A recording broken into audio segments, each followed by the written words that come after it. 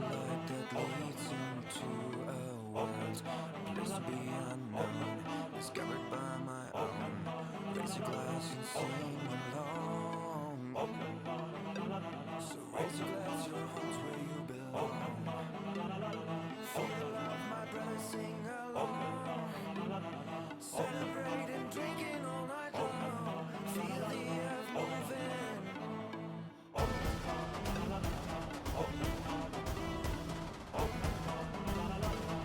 Just let it in and let it out.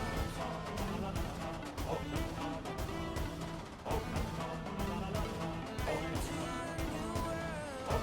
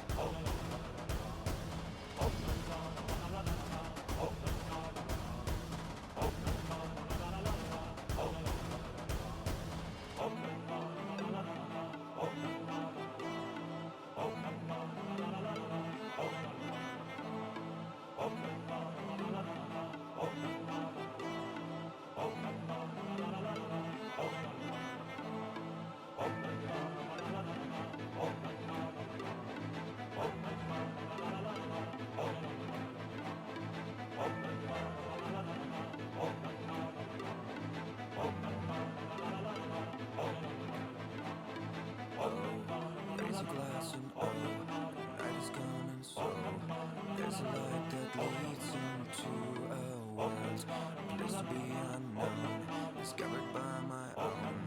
Raise your glass and sing along. So raise your glass, your home's where you belong. Feel the love, my brother, sing along.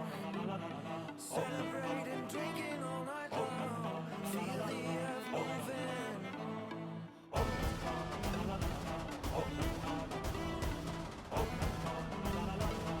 Just let it in and let it out.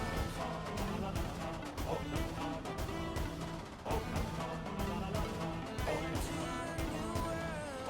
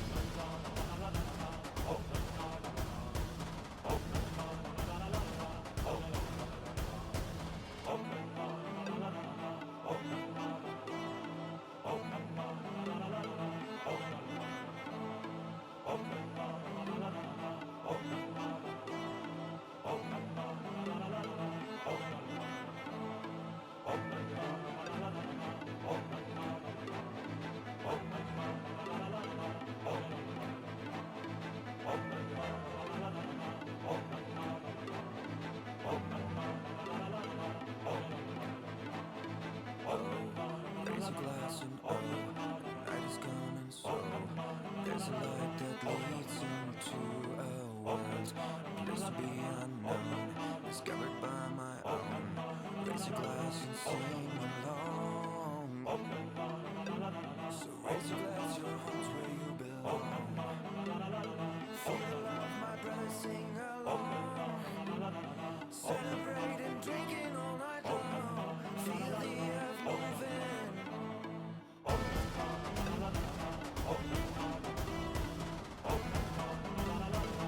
Just let it in and let it out.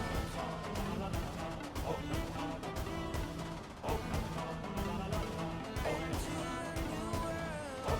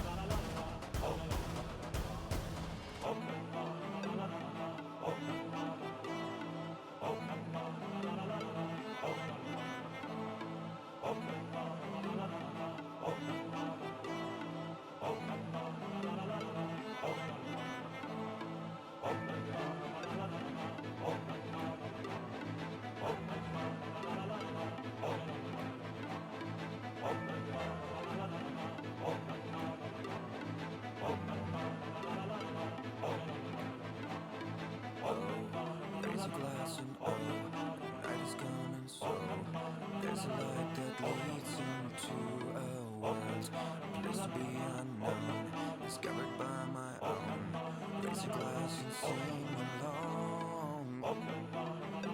So raise your glass, your home's where you belong. Feel the love, my brother, sing along. Celebrate and drinking all night long. Feel the earth moving.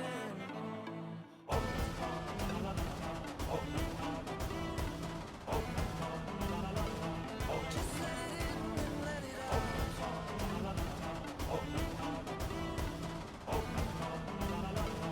Into a new world.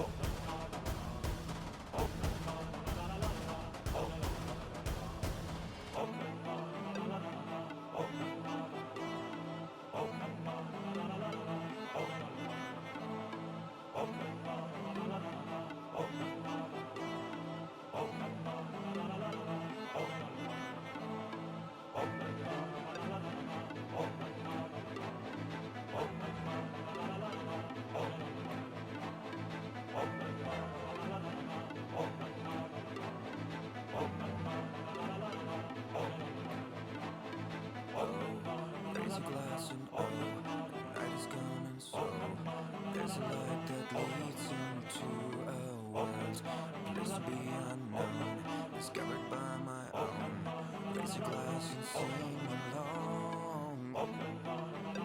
So raise your glass, your home's where you belong. Feel the love, my brother, sing along.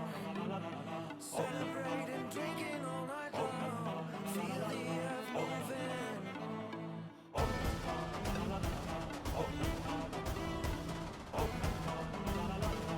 Just let it in and let it out. Into a new world.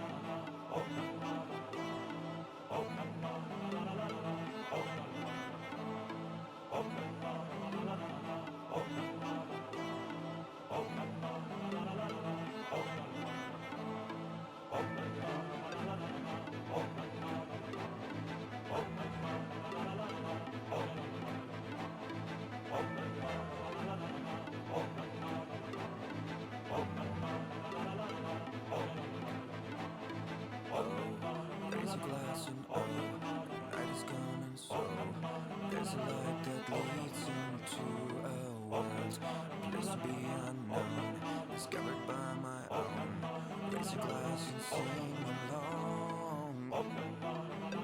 So raise your glass, your home's where you belong.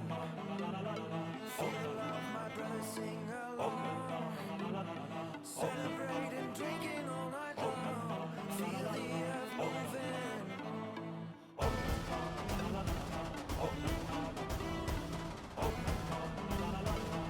Just let it in and let it out.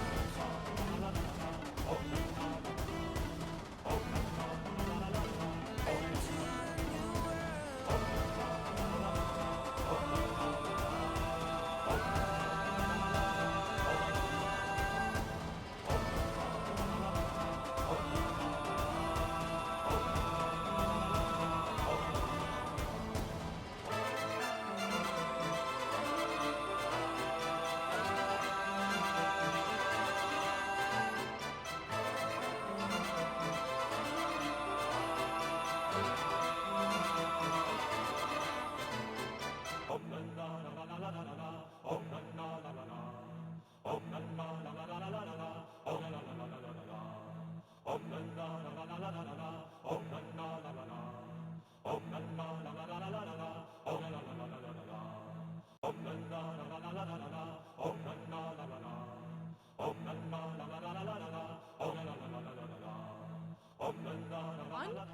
We're live and we already have subs! Ah! What's happening? Also, Thank now you. I'm subscribed. I just got a gift sub by Who Who Blue is the best. I got gift subbed. Channel. And you're so And thank you, EDF, a whole year. That is amazing. That is fucking amazing. Holy shit. oh my god, have we really been going over a year? I guess. I can't believe it either, but we did start in the summer and it's now the summer again. That's true. Oh my god, this might actually be our anniversary. That's fucking crazy. Ooh, it might be. When's our That's a good anniversary? point. I'll have- Happy Let me check. anniversary, Sarah! Happy anniversary! We didn't know was happening. Yeah. Well done us. Yeah, we're starting our new campaign on our anniversary, and we had no idea. That's, Period. dare I say, that's kismet. Oh, thank you, Spoon. Hype train? What's a hype Thank you train? so Hype much, train. What do you mean? What's Hi, a hype Train. train? So, Okay, Verity apparently hasn't done Twitch before. I don't know what Twitch is. Verity, we're on this thing called Twitch. It's a streaming service, and there are Okay. people out there watching this. Is it So, like Netflix? Yes. yes. Yeah. We Okay. are basically Netflix. Right. Yeah. I Yeah, don't we understand basically anything. turned into Netflix. Yes. What does a Welcome hype to train Critical do? Drinking, everyone. So a hype train is basically like people have given us so much money that like the software is just kind of like, oh my god, you're getting a lot of money. Let's celebrate that. So that's basically it. Oh, okay. Welcome to Critical Drinking, where we explain what Twitch is to me, and we get drunk while doing so. Thank you so much for all the gifted subs, and now we drink for that because honestly, Sláinte, y'all are yeah. so- I, as always, am not drinking, and Sarah had put an interesting idea forward to me, which is to have a table where I could roll for either good or bad things to do instead of drinking. I have already written down some. However, chat, if you would like to recommend, if you'd like to suggest any either punishments or rewards for being the designated driver, I would love to add them to the table. And I guess I should roll for one now. Whoops. There we go. Move that there. I am also a designated driver. Hey. Because you always need a spare. Just in case. Yeah, it's just in this case, our designated driver hasn't even started their theory test yet. Yeah. Really. I'm the one that has like a push bike. Hello. Oh. Bee's got the push bike, and Yeah. if we run out of petrol, she's gonna go and find the nearest station. Is that better, guys? Yeah, that's loads better. That's better. Okay, awesome. Sorry about that. Yeah. I'll ride everyone on the handlebars of my bike home. Punishment. Rudolph has just suggested that as punishment, everyone plays for 10 minutes without their glasses. Oh. Okay, I'm adding that to the list. Brilliant. That's brilliant. But All right. The whole stream will just be this. But even worse, it's going to be Emily doing this to her keyboard. Yeah, I'm just on trying to operate OBS, like. I'm like, run this thing, and she runs something else. Like she just like switches scenes, and it's just my face. Yeah, that's the whole thing. The days of angry typing would be over because Emily would have to be so close to her keyboard she would move quite loudly. Doing that. Discordian Nest, the only thing I know how to juggle is reasons to be anxious. That's all I got. We're here for you, baby. It's okay. Thank you. I can juggle like one thing at once. Oh, that's true. I could do that. That. It takes quite a lot of like practice to do that. Or just throw one thing up in the air and catch it. Juggling, Sarah. That's what you're suggesting, is that just doing that. I can't even do you it. can do it too. I can't do that. No. Oh. Okay, I'm not Okay. not gonna say anything because we're nerds, and I'm just going to assume that no one here did sports. You're not ballet. wrong. I tried swimming for a while and I was really good at it, and then the recession of 2008 hit, so I was like, oh, okay, we're not doing swimming anymore. I can't swim. Why, what happened in 2008? Did they just drain the pool? Oh, just like money wasn't a thing. Oh, like fair. it was just very, very that. There's no money for pool. We can't afford to keep water in it.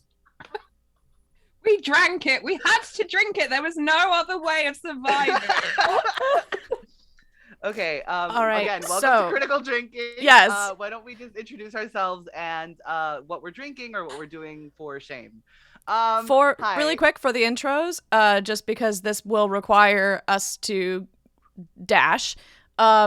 I rolled, so of the 9 things that I have on my list right now from either my brain or suggestions from the audience, I rolled a D9 and I got a 5. And number 5 is to go get a stuffed animal or plushie of some kind to accompany you for the show. So I love this. I'm gonna go get I'm one. ready. I have one Okay. within arm's reach. I feel like we're all joining in. Oh yeah, for sure. If you have a... Yes! Oh my god, yes! Oh no, I need it. Is it so good? I love the fact you got the butterfly. Mine's a beautiful butterfly. Because I'm a beautiful butterfly. Butterfly. I want a squishmallow. I have Stitch though. I have Sleepy Stitch, and he's a good boy. Okay, That's a good period. stuffy. That is too. a good one. That's a good stuffy. All right. So hi everyone. I'm Nacho. I'm the DM for this campaign called Hyperion, The Legend of the Seven Seas, and it is the first campaign that I have written /DM. So please be patient with me because this is a learning process for me. And my master documents got deleted this morning, so I am working on the first draft of the campaign. Anyways, I am drinking my version of a tequila sunrise because I did not have any grenadine. So it's just cranberry juice, orange juice, and vodka. I mean tequila. Thank you so much. Okay, Sarah, take it away.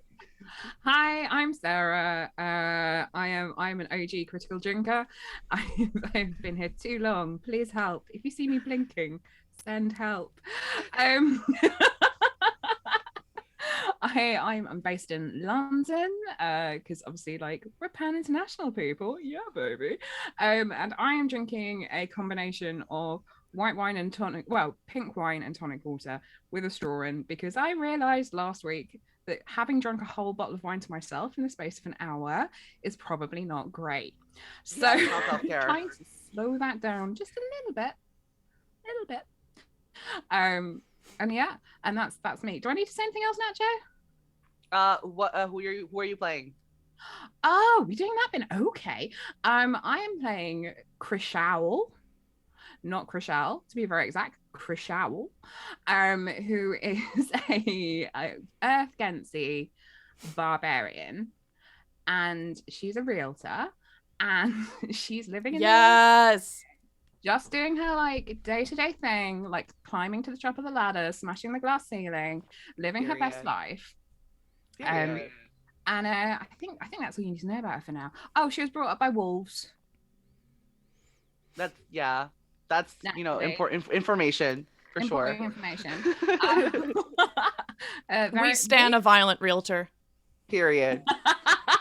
End of discussion. See what happens when it goes into escrow and it all goes wrong. We love it. We love to see it. Oh my god, I still have a cough. V, take it away. Oh gosh. Hello, I'm V. This is Stitch. I've forgotten what I was meant to say. I am a person who lives in the world, and I'm playing. I've genuinely forgotten how to introduce myself. Who am I? I'm John Valjean. Do you want to ask some questions and we'll say yes or no? 24601. Am I a human? No. No, I'm a thing in your computer right now. That's all you need to know. It's a little square in your computer. I do what the little square Nacho tells me. V, so who are you playing? What are you drinking? I'm drinking electrolytes mixed with hydration. Robinson squash, because the normal lemon electrolytes taste rancid. And I am playing Pat, who is a Furbolg druid who is a baker. Nice. I was gonna call you by your character name, Emily. Emily, hi. Hello, I'm Emily. I am also one of the OG critical drinking people. As Rudolph pointed out, my hair has gone through quite a number of transformations over the course of the year, which I hadn't really thought about until it was pointed out. that's really the most interesting thing about me as a person. But the interesting thing about me as a character is I'm a bard. Is it Asimir you pronounce it? Is that how it's meant to be? Asimar? Asimar. Yeah. Asimar bard, who is a motivational speaker. Her name's Arsinoe. She's a piece of work. Amazing. Okay, so everyone kind of presented their characters and we're ready to get the show on the road, right? Okay. Yeah. So first things Sure. first, I'm gonna have to ask all of the players to roll a Constitution saving throw, please, and thank you. Oh, okay. Bear with. I don't have my thing up yet. Bear with me. There we go. Right, that'll do. Constitution Cool. saving throw. Got pink fluffy dice. This is very pleasing. 20. 12. 20. You got a nat 11. 20? I got. No, dirty 20. Okay. So in order it was 20 Sarah, V got 12, and Emily got 11. Yes. Okay. So here's what's gonna go on. You are all unconscious. Chris Howell wakes up and she sees just dark red lightning occurring in the sky. The waves are crashing into the shore, and you see around you the water is just dark scarlet red, as if covered with blood. You continue to inspect around you, and all you see is limbs of humanoids and mermaids just cover the shore. And then you just hear a light giggle. A woman giggles into your ear and she says, "Where are you, Crisau? I miss you, Crisau." And then she laughs again. At this point, what do you want to do?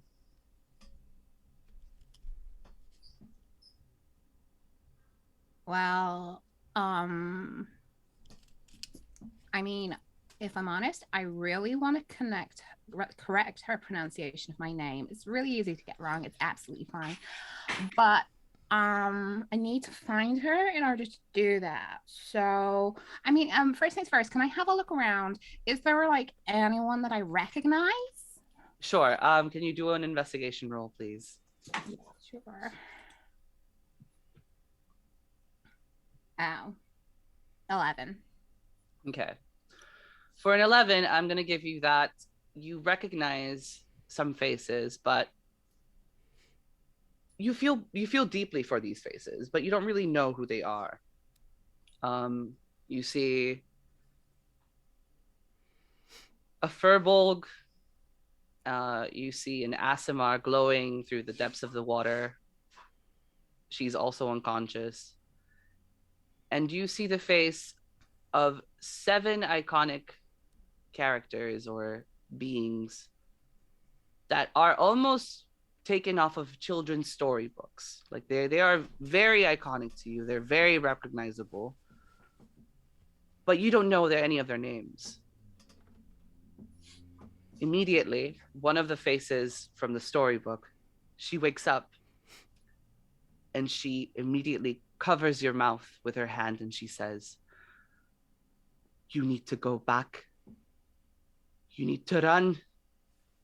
It is dangerous. My sister here at Argatis, she's not going to stop until she kills all of us.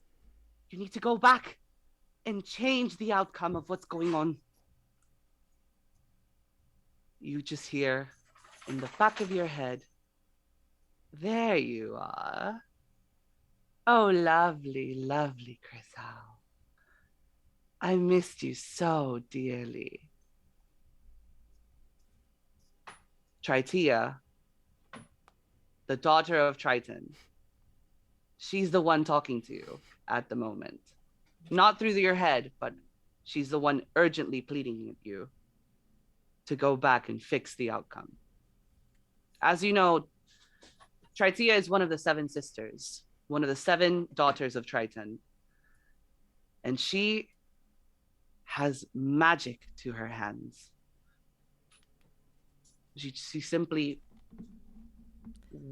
rubs her fingers together and then blows into your face, and you fall into a deep, deep slumber. You wake up next day, you're home. You're covered in sweat. You're just sitting in your bed. Where are you? What does home look like? Home is a really nice condo in the Merchants Quarter, and like it's the first home that I've bought, and I'm really, really proud of having bought it because I've never had my own home before, and you know, like I get such joy from helping other people find their perfect homes. So finding my perfect home was like so lovely, and I wake up, I'm wearing like a silk camisole pajama set, and like my entire house is white. Like everything is white. Like there's white leather, white carpets, white curtains, white lights. Like all my clothes are white by and large. Like, you know, there are some non-white clothes, but you know, they're for special occasions. Like most of my makeup is like white, including the lipstick. It looks amazing against my skin. Yeah, so like I go downstairs and I get my white kettle and put it on my white cooker, and like just heat some water on the stove. And so I start the day with some hot water with lemon in it, and that'll do me for at least 8 hours. Skinny, we love her. Skinny legend. So I'm gonna say that you hear a knock at the door, and what do you do? So I put on my fluffy slippers and I go and answer the door. You open the door and you see this short and stout, really old woman with glasses and like really frizzy hair. It's your mother. So your mother just says like, oh my God, she walks in. She's like, this place is a mess. Everything is so clean and spick and spam. What happened to you? You used to be raised by wolves. Now what's going on here?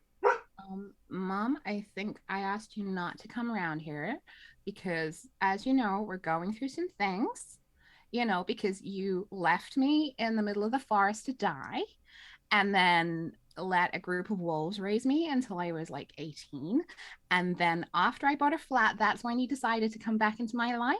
So I have asked you not to come around unannounced because it's stressful and I can't really afford more hours with my therapist at the moment. I mean, yeah, I abandoned you in the woods, but look how good you turned down. You're like this great bossy realtor. Do you have a fever? You look like you're sweating. Are you okay? No, I'm fine. I just had this like weird ass dream.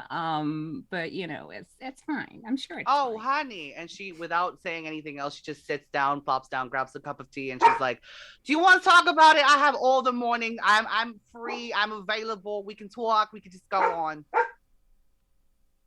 I mean, if I tell you about the dream, will you come to like parent-child therapy with me? Because you've promised that before and it's never happened, and I think it would be really good for us.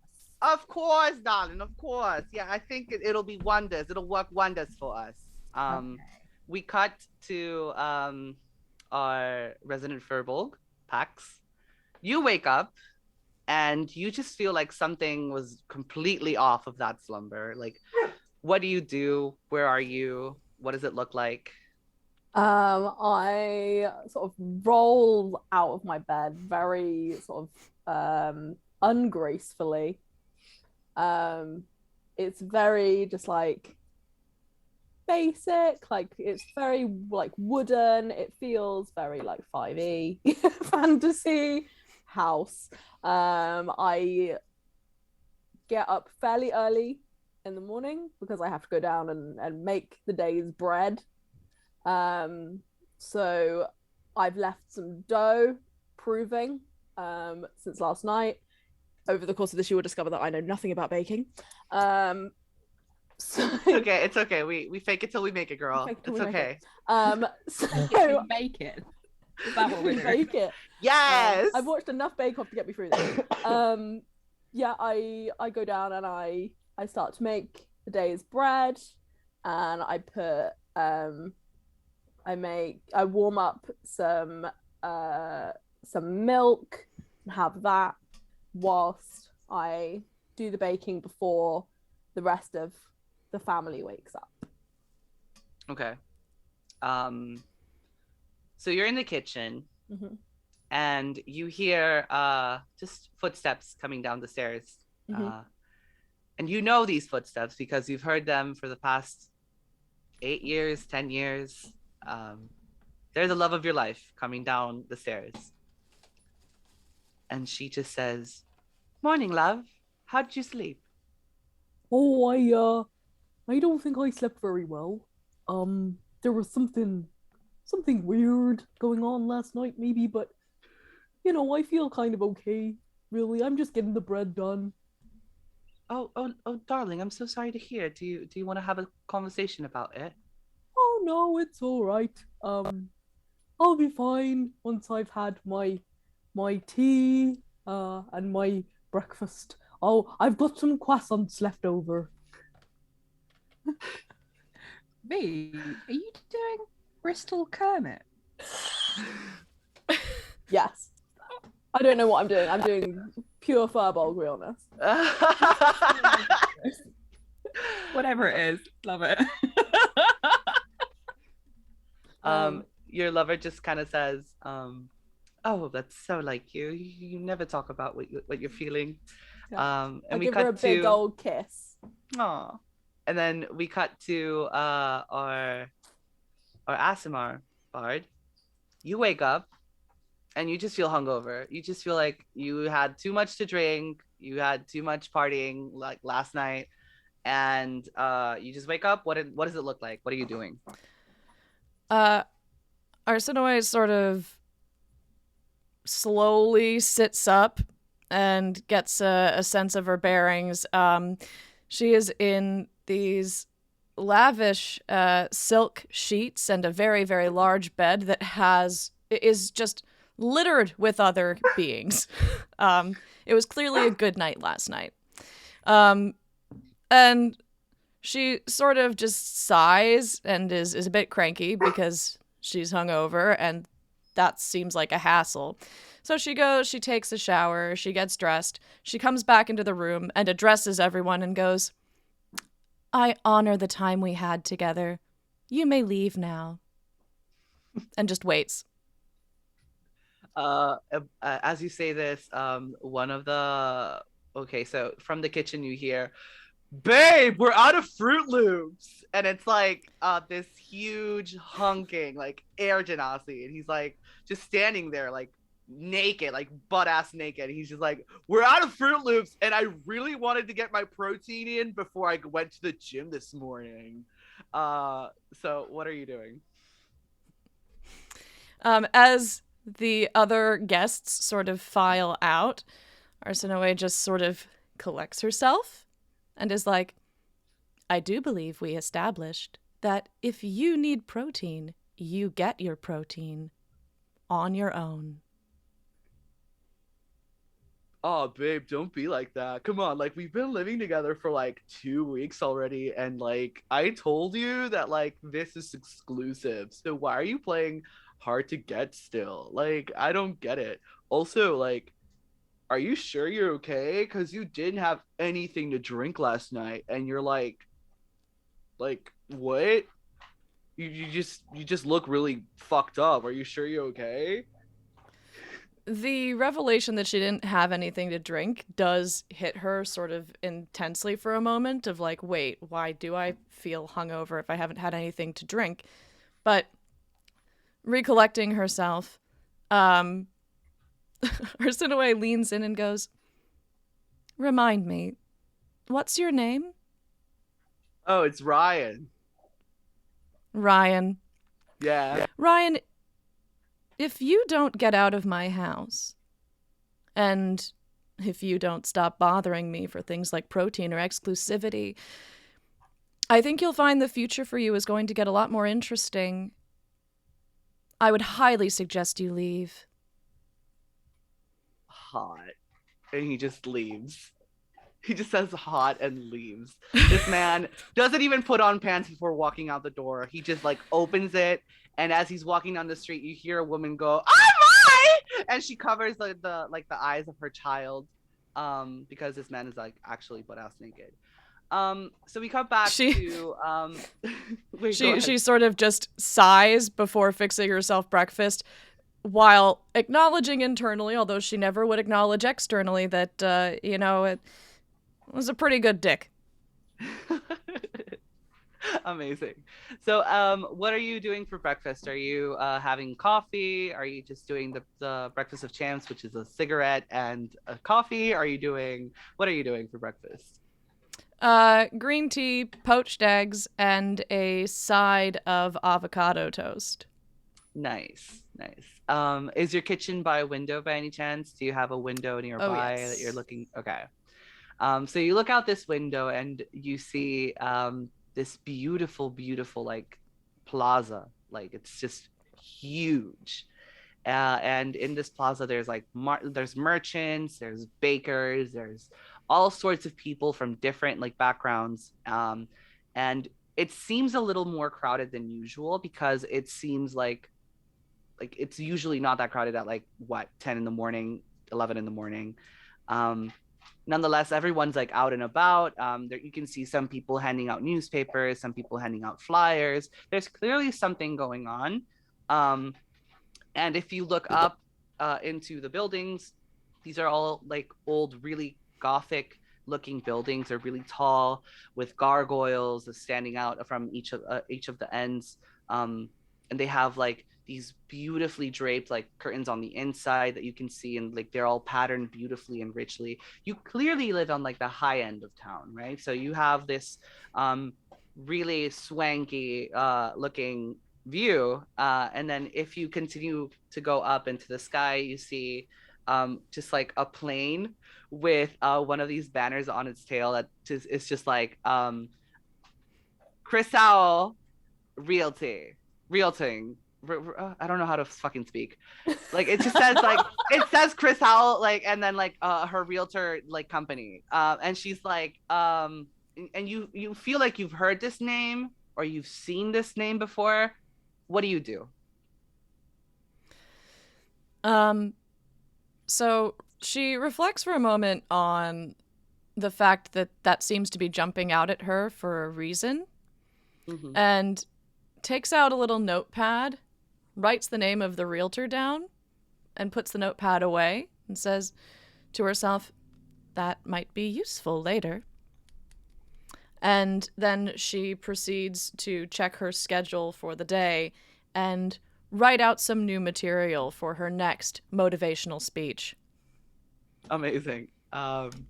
So we cut back to PAX. They've been cooking all morning. It's the afternoon now. This is the rush, like the lunch rush. So you're getting a lot of people in. And in walks in an Earth Genasi. Very recognizable face. She has posters of herself all around the city. One of the most renowned swanky realtors of the town. So I'm just gonna like let you guys interact for a bit. Go ahead and introduce yourself, Chris Howell, and order your usual drink at the cafe. I'm a bakery. I don't do drink. Also bakery. Also bakery. Hi. The cafe-kery. Cafe-kery. I make drinks now. I make coffee now. I'm also a barista. You guys branch out in the last few years. Yes, and. No, my wife is the barista. I'm the baker. Yeah, there we go. There we go. Yeah, that makes sense. Hi. I'm wondering, do you have anything that's like low carb, low sugar, vegan, but really tasty and feels like you're eating your body weight in butter? Oh, that's quite the request there. I'm really sorry. It's just that, like with my metabolism, I have to be so careful. But I've just had an encounter with my mother, who's not really my mother. Like she pushed me out, but I feel all of our mothers pushed us out, really. Yeah, I mean, when I say she pushed me out, I mean she literally pushed me out and left me in a forest to die. So as a Um, baby. So I've just had an encounter with her, and it always stresses me out. And I really want to eat like donuts, but I can't eat donuts because otherwise I will balloon and I will be able to be my own blimp. okay. I have these svelte pancakes. They are sugar free. They have fig in them, which means that they taste like they are real good, but they are actually very good for you in a health way. Yeah. Okay, that sounds great. I mean, like, so if I could get like two fig pancakes and a, do you know what? I'm gonna go crazy and push the boat out. Two fig pancakes and a black coffee with a straw in. Absolutely, we'll get right on that. If you'd like to take a seat, I my wife will just make the coffee for you, and I'll bring it all right over. Thank you so much. By the way, I love your fur. It's in such good condition. Like, Oh, I thank just you. had to say, you've got a real shine there. Oh, I Um, appreciate it very you're much. welcome. I do try and take good care of my. Would you like to feel it? I mean, is that all That's right? Like, I okay. would I never. don't mind. It's like kind of like slightly Oh my God. It's so, yeah, you know what? Like, I wouldn't expect it to be that soft, but right? it is so, I mean, it's like a feather. Yeah, I use Oh my God. coconut oil. Oh my As God, you're me too. Oh my god. Oh my God. as you're talking and stroking the furbolg's fur, something in you just kind of like clicks, and it's almost as if like you've had this exact sensation before, and the conversation just changes drastically because you seem to feel like you are somehow connected to each other. Um, Hands touch. um, I don't mean to sound weird, but do we know each other? Oh well, I know you. Your face is on all of the benches. But I doubt that you know me. I'm just a lowly baker here. I mean, I I mean, this is gonna sound strange, but like my therapist is a big believer in like past lives and future lives and like, alternate lives and like, the importance of your star sign and all of that. And I'm a Capricorn, so like I'm super organized and I don't really forget anything ever. So Oh. I'm just wondering, like, I feel like there may be like a thing between us, but I don't know what it is. Oh. Well, me and my wife are exclusive. Um, but that's nice. Maybe we can be good friends. Um, my dear, what is my star sign again? Are you asking your wife? I'm asking my wife. Yeah, 1 second. Hold on. I don't have that Gemini. up. I'm a Gemini, Nacho. Oh, okay, okay.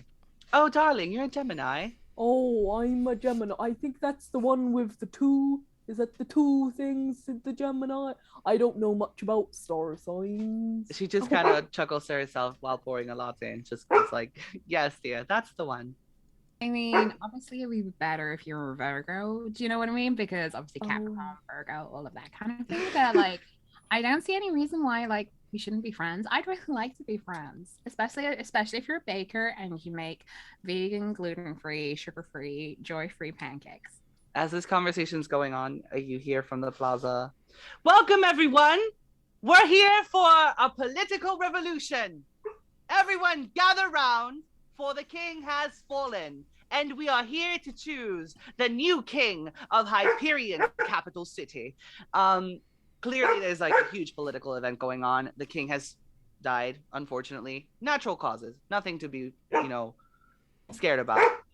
But everyone has been gathering around the main plaza because everyone's trying to be the new king, reclaiming the throne with their star signs, reclaiming the throne with their deities and their patrons. But everyone has a different reason to be the king or queen of Hyperion City capital, Hyperion capital city. As this is going on, everyone just kind of like runs out of the bakery, and they just like gather around to see what's going on. What do you guys do? All of you, because Emily also heard the announcement. I put Krishal's pancakes into a little takeaway bag real quick and hand her the black coffee that my wife made, and then just say, "Oh, we should probably go see what's going on." I mean, I suppose so, but I mean, who would want to be king? Even for a day, it was like so much harder. Oh, I imagine you'd make an excellent queen. I mean, yeah, I would, because as we said, like Capricorn, really organized, like very on it. But you know, like I don't want that much attention. And as she says that, like a person in a sandwich board with her face literally starts doing laps around everybody. Brilliant. Emily, what are you doing? Arsinoe just sort of drops everything that she's doing and goes, "This is it!" And like gets changed again into something even like fancier and sort of like form-fitting and what she perceives as powerful looking, and makes a beeline for the castle. Okay. No, and honestly wants her handlers to be there, but assumes that her handlers will find her. That's their job. That's not her job. Okay. Period. As you should, as a girl queen Yes. pussy boss would. Yes. So we see the castle kind of like being filled up with people. It just kind of like it's one of these castles that like is full of magic again, because D&D. It's full of magic, so the walls just kind of like have the ability of like opening itself up, almost like to create like a theater arena. And so the castle walls just kind of like expand so that everyone in Capital City can like walk in and take a seat and just be part of the show. And as we're having this conversation about who's going to be king, who's going to be queen, you can see the queen is growing like unsteady, like something's going on. You don't know what's going on because like obviously you're not friends with the queen, but she is definitely like feeling like something's gonna go down. And as the announcer just says, "All right, everyone, if you are a capable candidate, please step up to the platform and we will have a conversation about why you should be king or queen of Capital City." And so the first person that goes up is Arsinoe, and she is dressed in like this beautiful power suit, like full white kind of like vibe. She's like power stance. Her hair is like blow dried, so it looks like Farrah Fawcett. And she's just like out here, like looking like her best. What does Arsinoe say? Arsinoe says, "I don't think it will surprise anyone to know that I have been training for this moment my entire life. There are no other candidates before me because there are no other candidates before me. And I look forward to doing what's best for every last person that I take care of during my rule. Thank you." Axe whoops. As you say thank you, the crowd just kind of like goes wild. They just start screaming and shouting. They're like clapping their hands. And again, Chriselle feels like she's seen this face before. She just kind of like thinks to herself, like, what is going on? What is this vibe that I'm getting off of this person? What do you do? I lean over to Pax and Krishal's like, weird question. Do you recognize her? Oh, do I? As you say, do I? Thunder strikes. Oh no, I'm asking you. If I'm sorry, above table, do I? Oh. Do I? Is she like a? Is she I someone I would know of? You rolled a 12 in the Constitution saving throw, Yeah. right? I'm gonna say that you have like a vague memory of her, but it might just be because she's a bard, you're a druid, you both studied in the same school. Right. It's very much like, yeah, like I feel like I've seen your face, but like not super sure. I also Arsinoe orders off menu a lot too, which probably also, is a part of it. I love that. I love that Yeah, so much. yeah.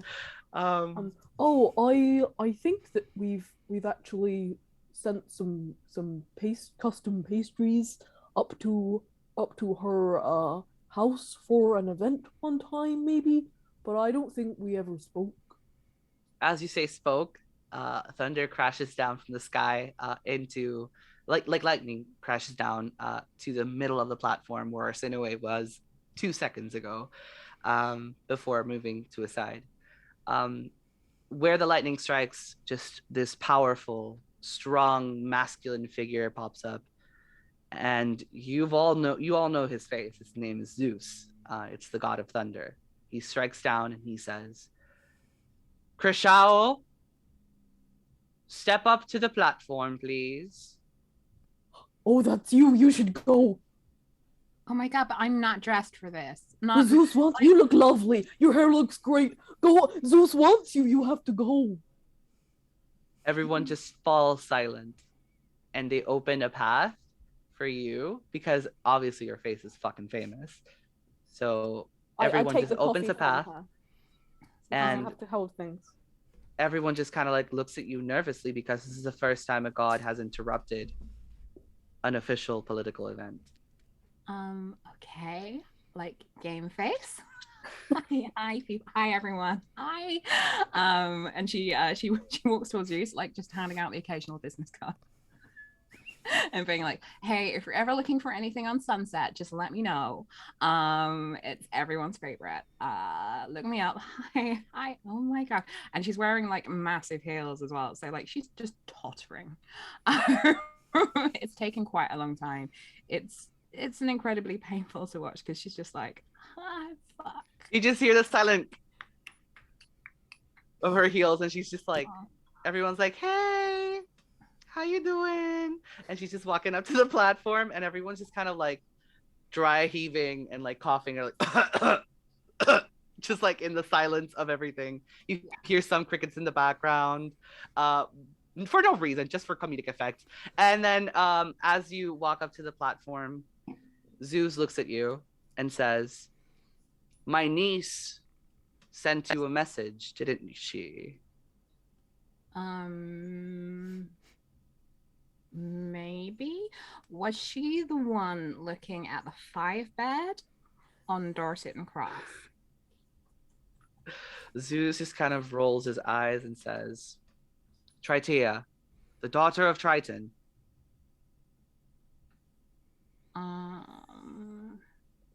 Oh my god. I mean, I had like a dream last night, but I mean, it's a dream. Like dreams don't mean anything, right? What was that dream you had? Do you know what? I was a bit like last Saturday night because like I was in this place and there was like lots of red light and there were like lots of bits of bodies everywhere and like, you know, people on top of each other. And then like the red light carried on flashing and then someone blew some dust in my face and I felt a bit strange. And then I woke up. As you say, when I woke up, Thunder just crashes and he's like, "You idiot! That was the message!" What? So I'm supposed to relive my Saturday night? Zeus just kind of like says, "You have to find the other two adventurers who were with you. It is of primordial like importance that you do this." So after that, he just kind of like walks down the platform and walks over to Pax and says, "Please keep an eye out on Krishao. She's very intelligent, but also not really," and walks away. And he just like goes into the city. Yes, your godliness. So Arsinoe sees all of this happening, and it all seems very familiar for her as well. What would you like to do, Arsinoe?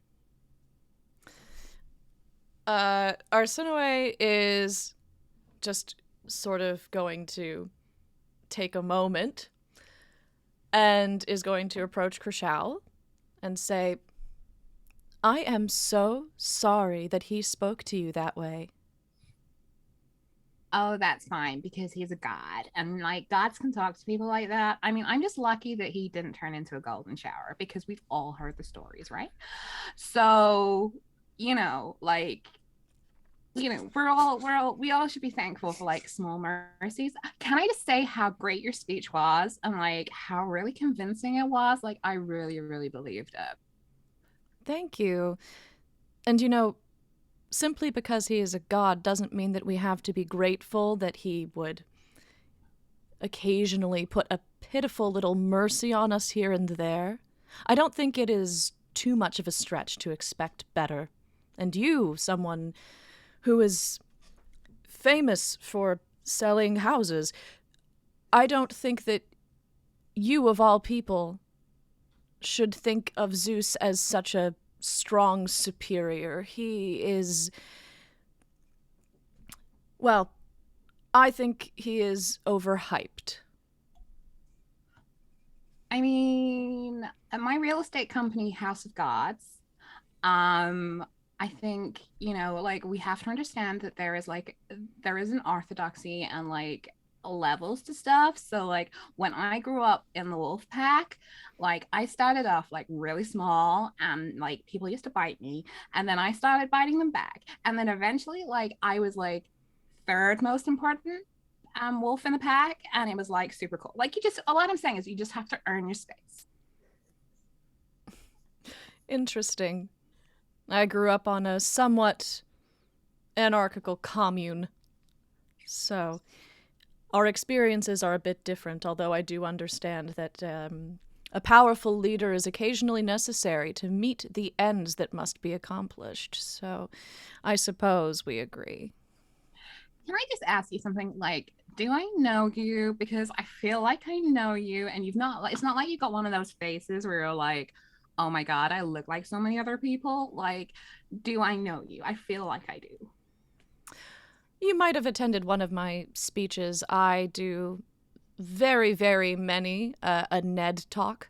I am also featured on a number of podcasts and YouTube channels. I do quite a handful of live events, essentially just helping people to reach their full potential, striking while the iron is hot. Did you do the Realtors Award last year? Is that why I know you? Like, there was this great speaker talking about like the power of bricks and like building yourself up one brick at a time. Was that you? Arsinoe just sort of dies a little internally for a moment and then goes, yes, I believe that was some work I had been developing. Yes, that conference was very much my Cleveland. So... No, do you know what? Like, I use those quotes so much on my Instagram, like the idea of like one break at a time and like really building yourself up, like understanding that you have layers and that you've got to work through it. And then sometimes you have to cover those layers with like plaster on the inside or like pebble dash on the outside. Like, that really chimed with me. Well, from one powerful businesswoman to another, I'm grateful that it resonated. I am full of gratitude for you, realtor person. Like, I mean, it seems like everything's like ground to a halt a little bit. Like, I was just at this really cute little cafe where they're like giving me vegan, gluten-free, sugar-free, fat-free pancakes, which I didn't have time to eat and sort of got lost in the crowd. But like, there's a really nice furbolg there. Like, shall we go back and like, I'd love to hear more about like how to be a brick. Arsinoe just sort of looks around the room and realizes that since Zeus has left, everyone's just kind of been like, and she says, yes, in just a moment. And she gets back up on the plinth or whatever, and says, well, everyone, as per usual, Zeus, our illustrious head of the Pantheon has sown nothing but chaos and confusion and left. Typical, honestly. Given that we have to choose a new ruler, if I am to understand that correctly, I would suggest something democratic. Why not an election, say, for tomorrow? And we can vote for whomever seems the most competent, generous, and clear. And I hope that we all reach the most optimal decision. Thank you, everyone. And then she steps down. Go, live your truth! Everyone in the audience is kind of like looks around and is like very confused because it's the first time ever where democracy has been implemented into Hyperion capital city. Mhm. But they all just kind of like shrug and they're like, okay, yeah, let's try it. The royal guard just kind of goes like, okay, everyone, it looks like we're having elections tomorrow. So if you would like to be a candidate for nomination, please step up to the platform. We will write down your name and we will create a ballot for everyone to partake in. And he just sighs and stomps away. And he's like so angry. Arsinoe once again dies inside, realizing that if she had the power to decree an election, she probably could have just taken the throne.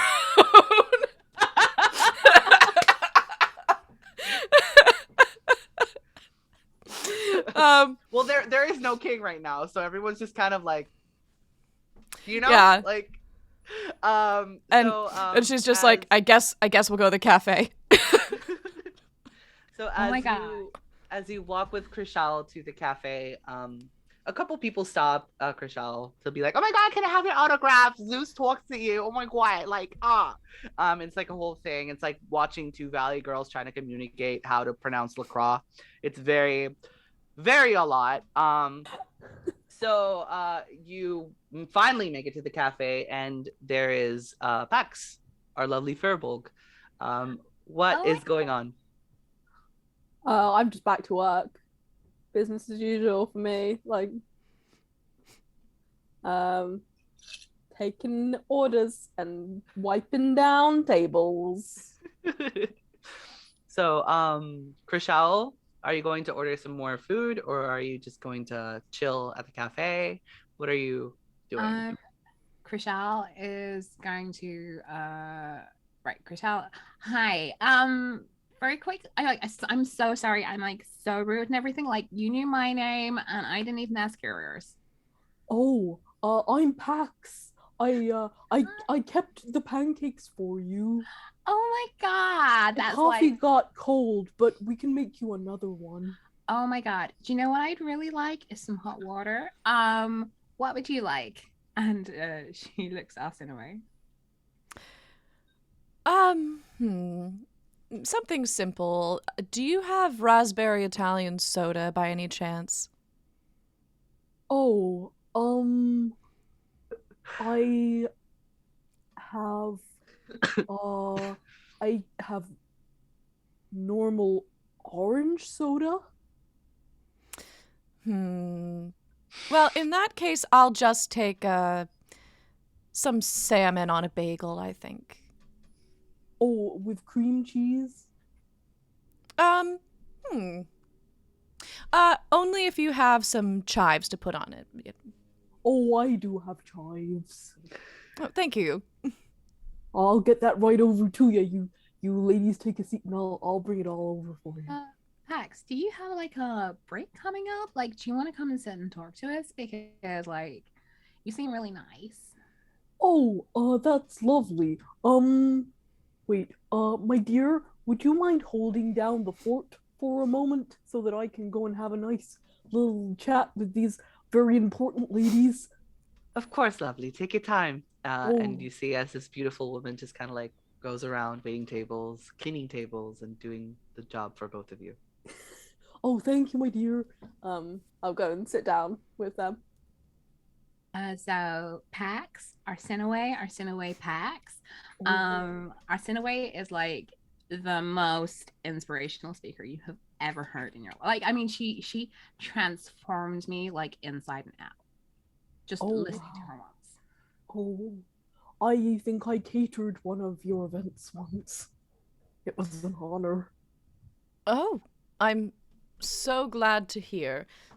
If it is the one that was my midsummer gathering, I do recall the food being exquisite, and I cannot thank you enough. Oh, it might have been. I hope that it was that one. I hope so too. Are you gonna be the king? Well, if the people decide that I ought to be the king, then I will be the king. I'm sure I you'd think make it an is. excellent king. Oh, you are too kind. If you do believe that, I hope you'll vote for me then tomorrow. Oh, sure thing. Yeah, sure. So tell me, how does this like voting thing work? Does like everyone turn up into the square and fight to the death? Like, how does it happen? Excellent question. So, voting is something where everyone writes down who they would prefer to be the ruler, and whoever has the most of these slips of paper with their names on it, they win. They are going to be the king. That means essentially that Peaceful. a majority consensus. Yes, Pax. It is not just peaceful, it makes suffering less likely. But then, like, if it's not like survival of the fittest, so like it's not like the strongest or the fastest or the person who like can climb or like who has the biggest teeth or anything that kind of thing. Like, how do you know you have the best person? How do you know you have the best person? Well, first of all, the best person is not necessarily the person who has the biggest teeth. Sometimes the best person is the one who can see the bigger picture.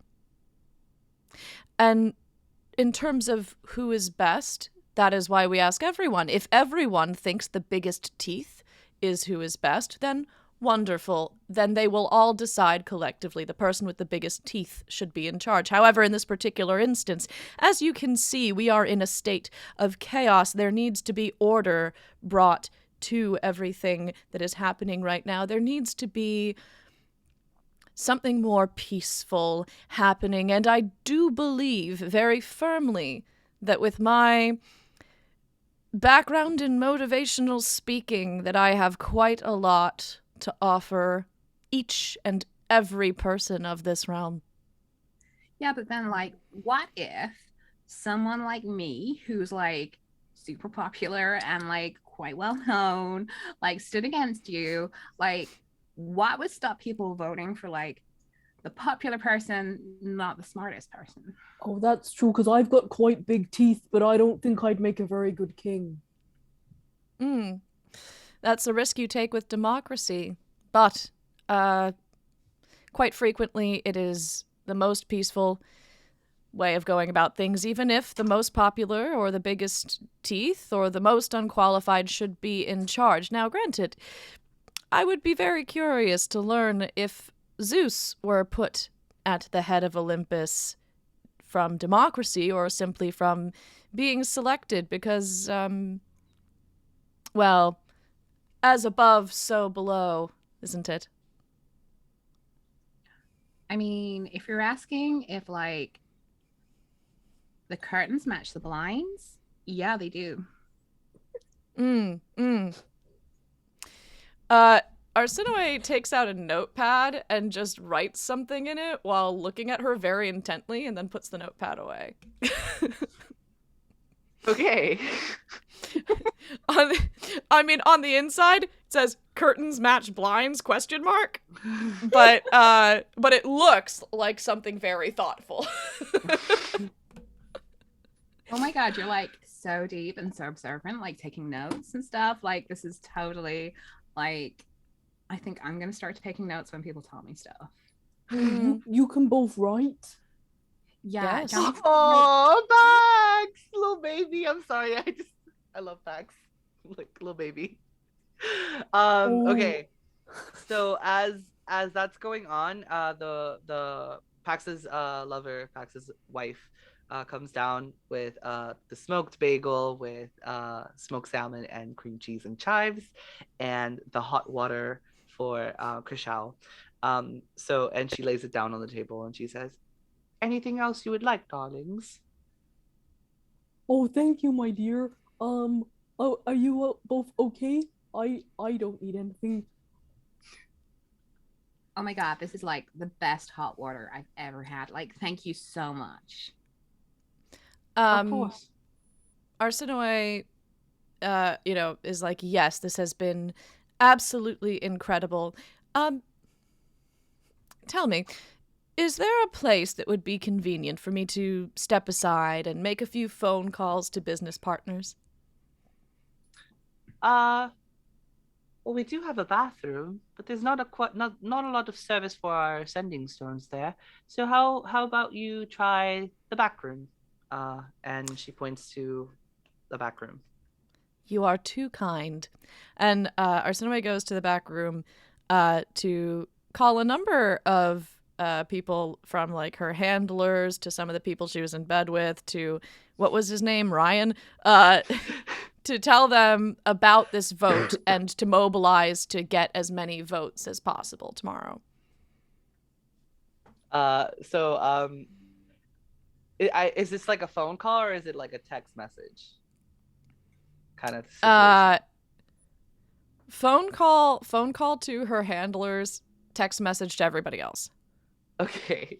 So when you text Ryan, Ryan just responds, "You up?" question mark.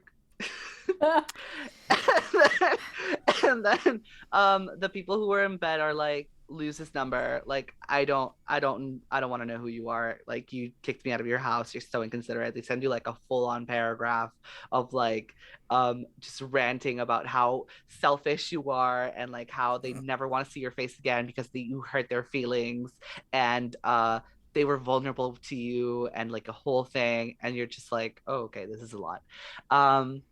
But as you go ahead. Go Can ahead.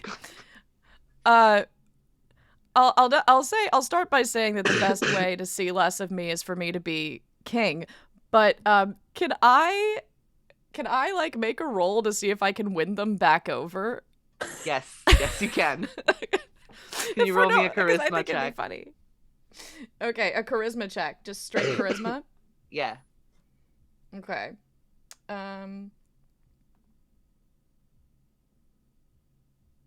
That would be an 18. Okay. You managed to like win, all of them back. But they refuse to sleep with you ever again. They just kind of like, "You're a really good person, but I can never make myself vulnerable like that ever again. I hope you understand." I do, and I'm just so grateful that you understand I was going through something at that time and that you're still going to support me in my endeavors. And I hope that you all find the special people you all so deeply deserve. The other person just kind of like responds, "You got my vote, Arsinoe. We love you." Uh, Winning. so after that, I assume you go back to the table, right? Yes. Okay, so as you're walking back to the table, you kind of stumble and grab onto Krishal's shoulder before like it falling to the ground.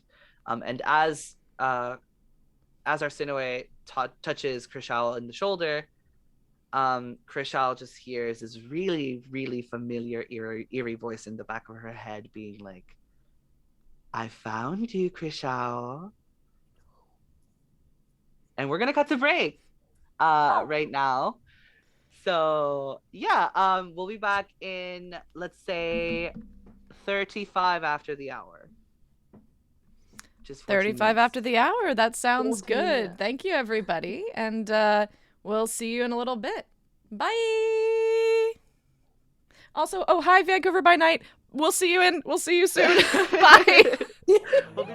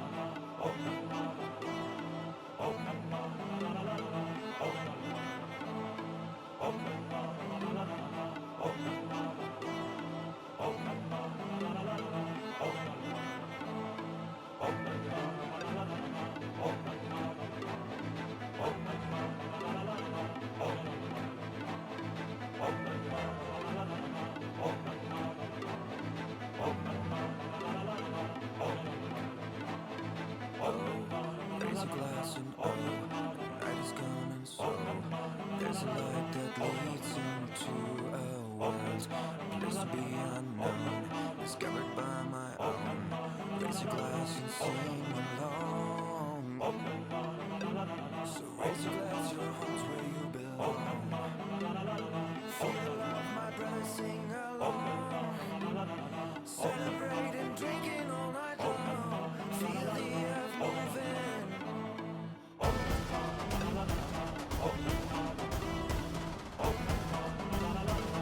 Just let it in and let it out.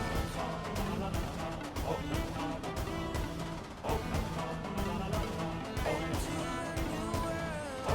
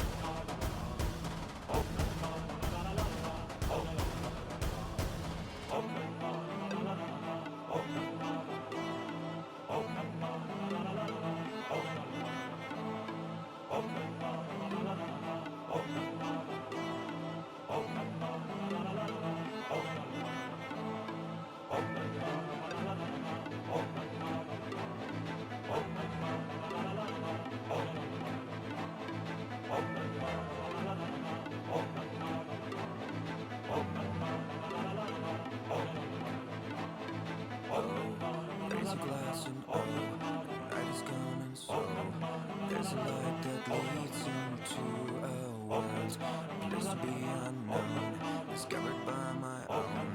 Raise a glass and sing along. So raise your glass, your home's where you belong. Feel the love, my brother, sing along. Celebrating, drinking all night long. Feel the earth moving.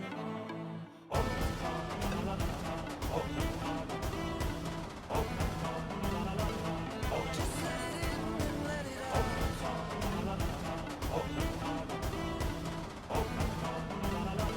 Into a new world.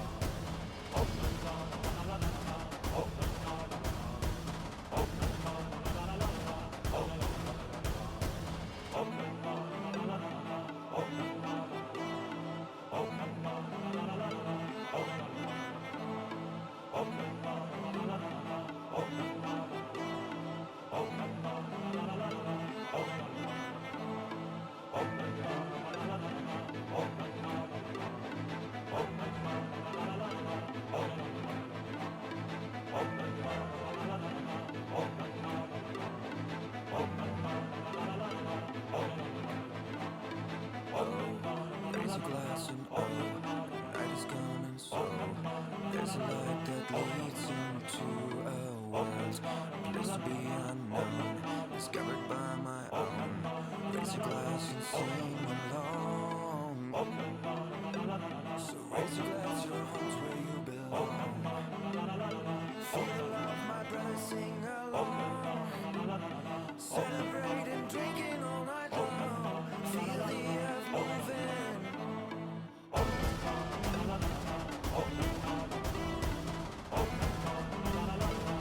Just let it in and let it out.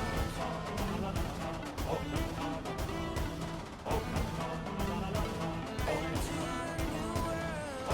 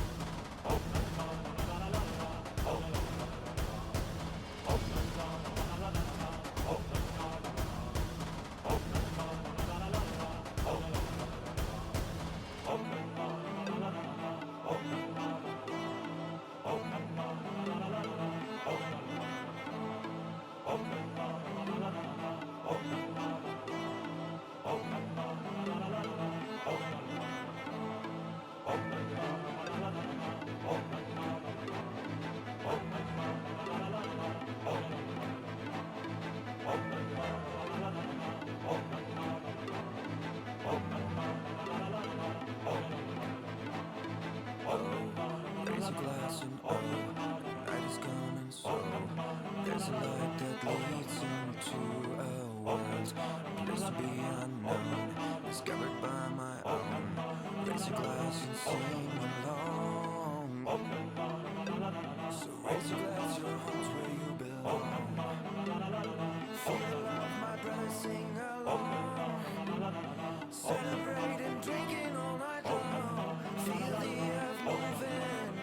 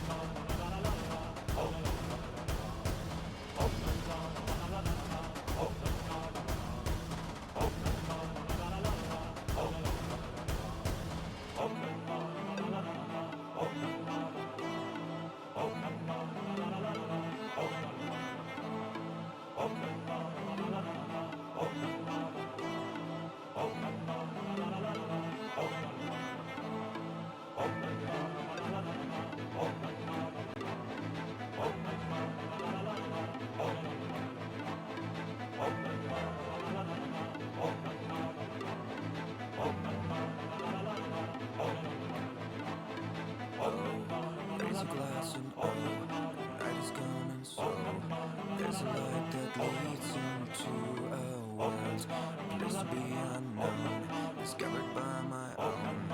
Raise a glass and sing along. So raise your glass, your home's where you belong. Feel the love, my brother, sing along. Celebrating, drinking all night long. Feel the earth moving.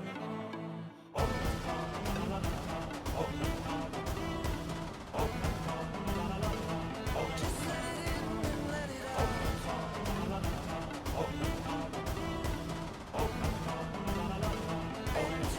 new world.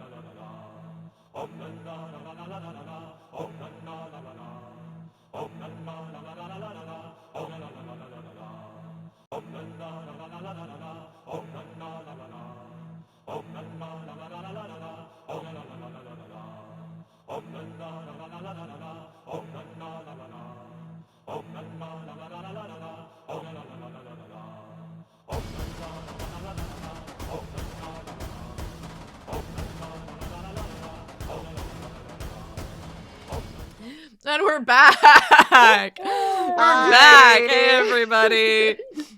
Yeah. So if anyone's wondering why I'm laughing and struggling to swallow, it's just because V basically was like, "Oh, you're old." Thanks. Welcome to Critical Drinking, where we insult each other with love. I am your DM for today, and for the following weeks, I think. I really don't know how long this campaign is gonna go on. Depends on like how much conversations are going on. But yeah, we're here. And last time we were on break. Before going on break, our three adventurers were sitting down in a lovely, lovely bakery / coffee shop. Owned by Pax Furbolg, who is Pax, who is a Furbolg, not Pax Furbolg. That would be weird. Pax, who is a Furbolg, and they were just like sharing a drink, sharing like some food, and Arsinoe, one of our characters, almost tripped and so had to touch Krishal's shoulder, our other character, in order to not fall, and then. As Krishal felt Arsinoe's hand touch her shoulder, she heard an eerily familiar voice whisper, "I found you, Krishal." So that's the last thing that happened. Krishal, what would you like to do? Oh, really briefly, just because we got some bits at the top here. I rolled a dice, and this is once again based on how many suggestions we have. So if you have any suggestions for things that non-drinkers should do, please put that in the chat, and we'll add it to the list. I rolled a 2 out of 9. 2 is... I don't know why I do this to myself or to others, but I wrote awkward personal revelation for a 2. Oh god! Like for everyone, does everyone have to do one? Well, you're only technically no, you're drinking. Yeah, Oh, okay. If you're drinking, you don't. An awkward personal revelation. Now I'm like, oh shit, I should have probably had one prepared. You go. No, after you. I was straight for the first 20 years of my life. I'm now married to a lovely woman. But I had a lot of very intense female friendships. And I've realized in adulthood that I 100% was in love with like my best friend in primary school, and like my mum's friend's daughter. Her name was Donna, and I was obsessed with her. She will never watch the stream. She will never know. I wanted to be her and also bone her. I think I've realized. Damn. That's legit. Yeah. Mine is just I was trying to think of like a image of something that embarrassed me. And prom, my senior prom, I got my eyebrows waxed the day of prom.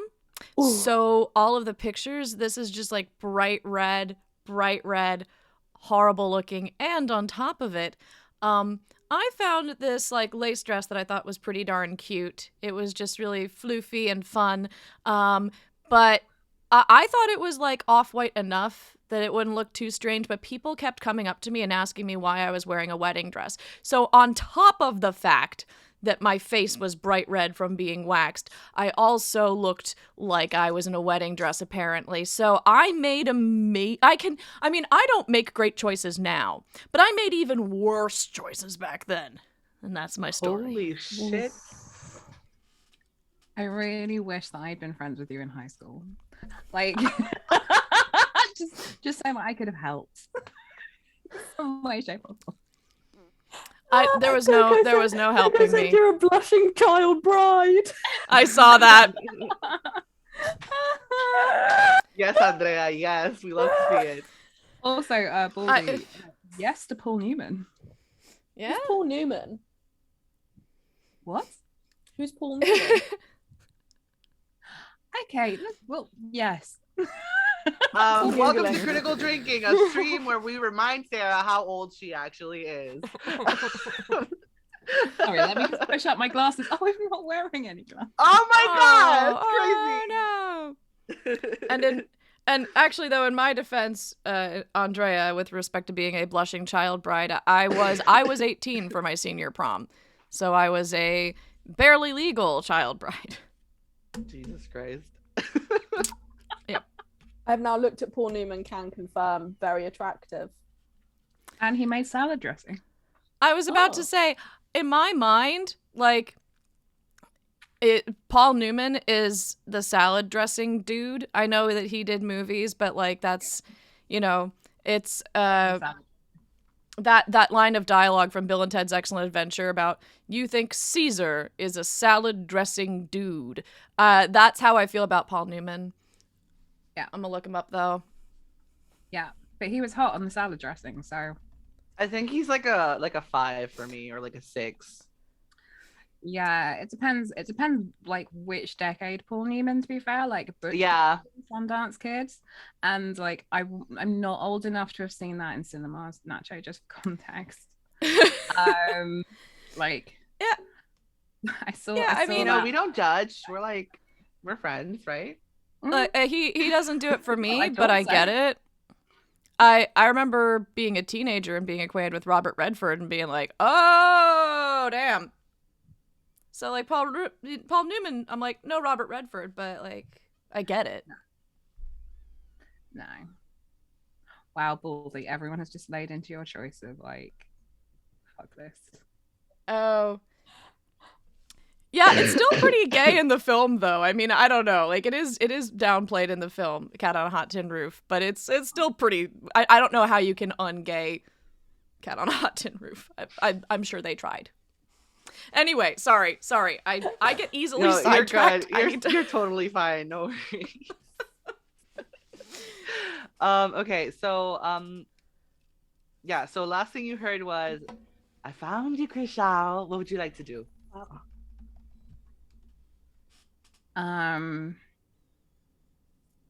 Okay, so first thing I would like to do is Chriselle just wants to check that she's not going insane. So she turns to her phone and is like, did anyone else hear like a voice saying they'd found me? No, I haven't found. Well, you're right here. I don't need to find you. I know where you are. I didn't hear anything. Okay. So the other two players, Arsinoe and Pax, they didn't really hear the voice, but they feel like something's been changed, like something's different. Almost as if like the air has gotten harder to breathe in. it's getting like really thick inside the bakery and really like really stuffy. So yeah, that's what's going on right now. Is there something burning? Well, I need to go and check Yes. that, I that don't- there's not something going on in the kitchen. I don't know what's going on. I feel like I'm in Paul Newman's sweat lodge. It's very strange. Isadora, who is Pax's wife, walks up and she just looks at Krishal and she's like, "My God, are you okay? You're sweating. You look very ill. Are you sure you're okay?" Yeah, no, it's just a bit hot in here, and like I had hot water. I should have had cold water. Like, is there something burning in here? Like, it's quite it's quite hard to breathe. No, everything is fine. Everything, the kitchen's fine. Everything's fine. Are all of you? My God, you all look ill. Are you okay? I feel very strange. I I don't quite know. Maybe I had some bad sourdough. Um, As you say, bad sourdough. The familiar voice once again, and this time being heard by all three of you, just laughs, and she's like, "You are all so adorable." my darling, did you just hear a strange voice? No, I didn't hear any. No, no one's here besides us. Are you sure you're okay? Should I call? Should I call a doctor? Um, no, I think it's so. Did you? I just heard a very strange, very creepy voice. I think I need maybe to take the rest of the afternoon off. I can call in my sister if you need an extra pair of hands. No, that's fine, love. Don't worry. Take the day off. It's low season anyways. No worries. And you guys walk out of the coffee shop just to kind of like see if like the sensation of like open air feels a little better. As you walk outside, um, you see people in the plaza just kind of like turn their heads to the middle of the ocean, almost as if like being entranced by it. Um, in the middle of the ocean, there are 7 gargantuan statues of. They look like pillars at this point. They've been eroded so bad by the salty wind and like. But we know, like all of you, can you all roll me a history check, please? Actually, just real quick. Oh, that's a nat 20, baby! We drink. I got an 11 because I'm stupid. Between that and Hublu's subscription, thank you, Hublu. I did Hublu. roll, and unfortunately, what I rolled was no glasses. I'm gonna do that for as long as I can, but there might be a point that I need them back. But here we go. Okay. Oh God. Get to see my non-existent eyebrows. Oh gosh, everything is just blurry. It's almost like you're drinking. You know? It's the same sensation. Oh. I'm gonna have to get so close to my second monitor to read the chat.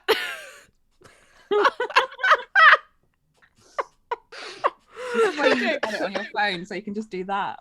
Yeah, you could be like, Yeah. Yeah. I could do that thing where it's like you can do the mom I refuse to get glasses kind of thing where they're like, yeah, although so thankfully I'm nearsighted, so we're good. okay. Okay. So because you rolled a nat 20, Arsinoe, you know that these 7 pillars represent the 7 sisters, the 7 daughters of Triton. And there's a whole legend based off of them. They were created between the love of Athena and Triton. and they were created as a duty to protect the world from chaos and destruction. That's literally what the legend is. You know that they are very important, and each one of them is a patron of different what's it called? Like a different aspect of life, a different aspect of living in the city. Okay. So, okay, so everyone's looking at the ocean, and they are kind of like entranced. And as that's going on, one of the statues seems to be like sinking slowly into the water. What would you guys like to do? Can you both see that? You mean like sinking statue, right? Yeah. Is that really, that can't be good, right? It might just be a natural part of erosion or a natural part of the changing of orders. It might not be anything with which we need to interfere. I mean, like, yes, and everything, but then at the same time, like, Zeus arrived this morning in the middle of like a big announcement, and we keep hearing creepy voices, and like I'm not saying that, you know, like causation and like correlation are not the same thing, but coincidence. Maybe we should try to find Zeus.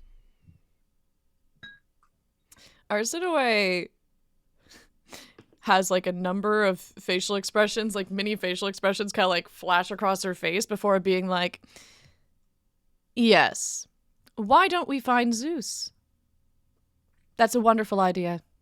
He went off into the marketplace, I think, after the speeches.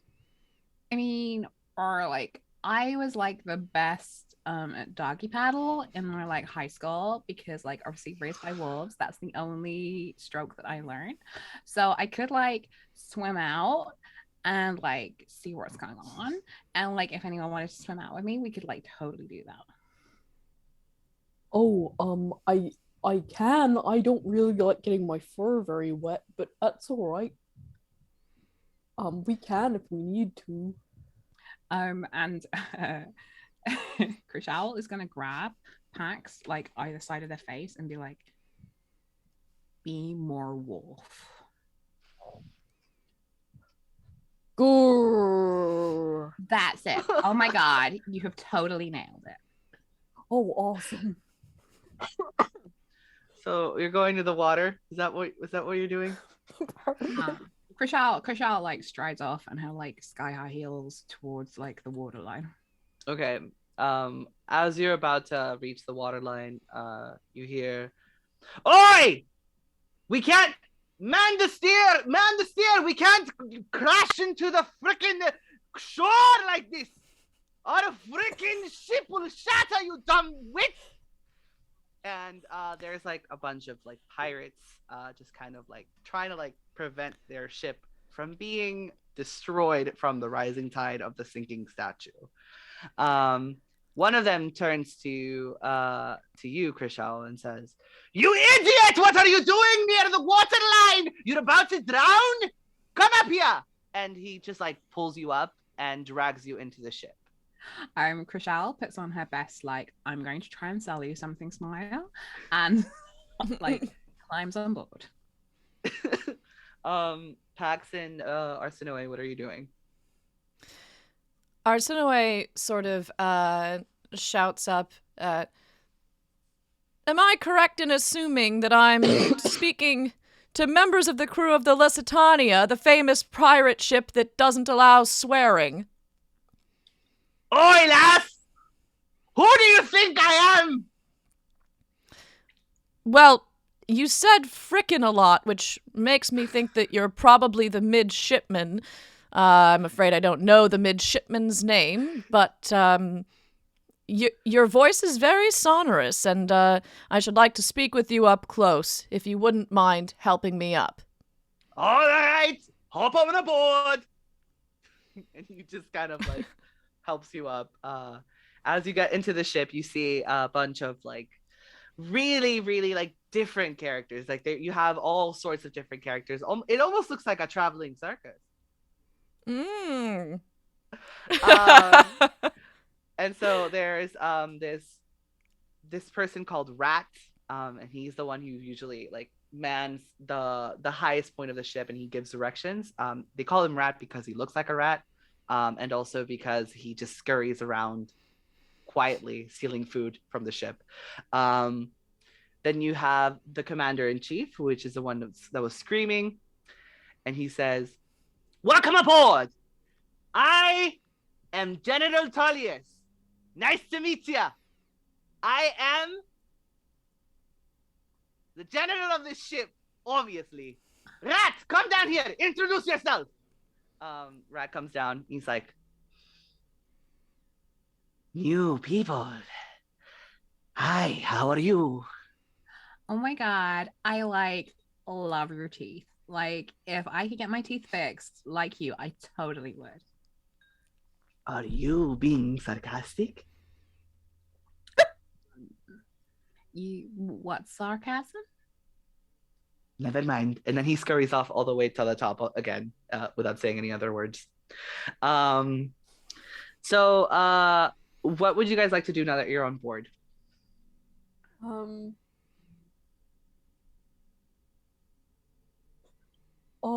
Do you know of anything that might have made that statue start to sink? Did anybody fire a cannon? Oi, lass. Are you not aware of the legend of the seven seas? No, I'm a baker. Okay, so General Tullius just kind of like looks at you and he's like, "Go on now, take a seat. Let me tell you what the legend of the seven seas is." And as he goes on, he says, almost as if like reading from a book, which I'm gonna read this because it's a lot. He says, "In the times of gods and titans, Ares, the god of war, grew envious of humanity and how highly they were favored by his father Zeus. He took it upon his own hands to single-handedly destroy humanity by releasing the titans that his father had locked away in Tartarus." Ah, yes, Tartarus. I've been there a couple times. It is completely horrifying. Think of your worst nightmare, and then tenfold. That is Tartarus. He says, hold on. His cousin, the mighty Triton, Prince of the Seas, got word of this and decided to consult Athena, the goddess of wisdom. Athena was amused with the idea of her brother wanting to defy their father by simply decided to approach things with grace and patience. She explained to the Prince of the Seas not to worry, and simply would talk to her brother down regarding this radical idea. Before this conversation ended, though, Triton grabbed her hand and kissed it ever so gently, the purest kiss ever shared between two gods. To thank her for her help with this, Athena was stunned and promised that no one would harm humanity. She then created 7 defenders, 7 pillars, in the same image as Triton, out of sea foam. Now, daughters of Triton and the sea, these 7 mermaids were destined to prevent the destruction of the world, and with it, humanity. But inside Tartarus were not only the Titans, but also Atargatis, a dark obsidian mermaid made from hatred and decay that Zeus had created a long time ago to seek revenge upon his brother Poseidon for a measly feud they had over a lover. Atargatis' song was entrancingly beautiful and attractive. She had drawn Ares before Athena could reach him. Seduced by the hymn, Ares, with a single blow, shattered the gates of Tartarus, releasing all the titans that were inside. Atargatis swam close to Ares and stroked his cheek. She looked lovingly into his eyes before kissing him and devouring his essence entirely. That's the legend. That's what they say happened. Oh my god, that's like so unfair because like Atagartis probably just wanted to be like up where they walk or up where they run or like up where they play all day in the sun. Do you know what I mean? Like that's probably all she wanted, and he locked she like Zeus locked her in like a cave with some titans, and everyone knows like titans, they're sober, they're like not really out for parties. Like, what was she supposed to do with her time? General Tullius just kind of like looks at you and he's like, "Oh, you're very simple, aren't you?" As in like, am I happy with simple things? Then yes, and I take that as a compliment. Arsinoe pipes up just like as if this sentence means anything without applying like or not even sentence, phrase without context, and just goes, "Children with Ebola."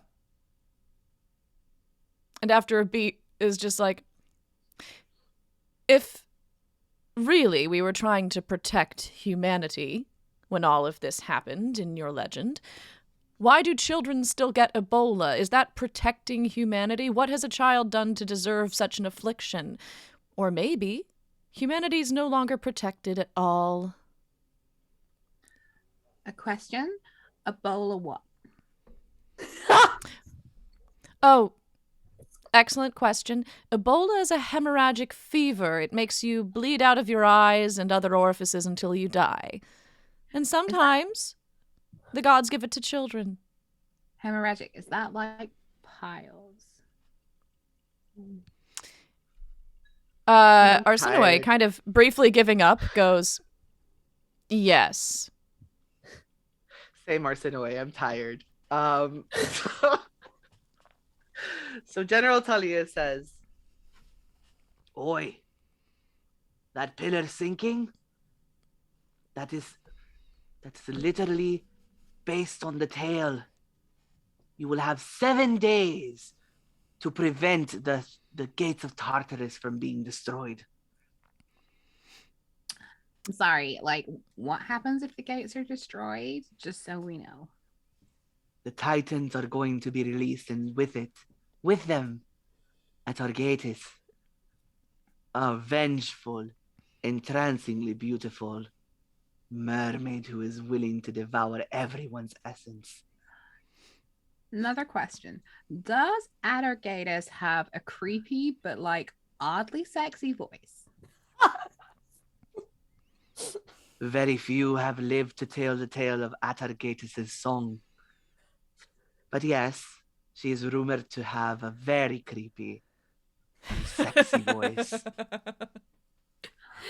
Okay, yeah. So when she would rise and devour everyone's essence, just to be clear, am I to understand that that would be the end of the world, or is that something a bit more localized? And then, in addition, are the Titans coming back as well, or is this just a mermaid-related situation? Sorry. General Tullius just kind of like looks at you, blinks, and says, "Oi, lass, are you hard of hearing? I said both Titans and Atargatis are going to be released into the world.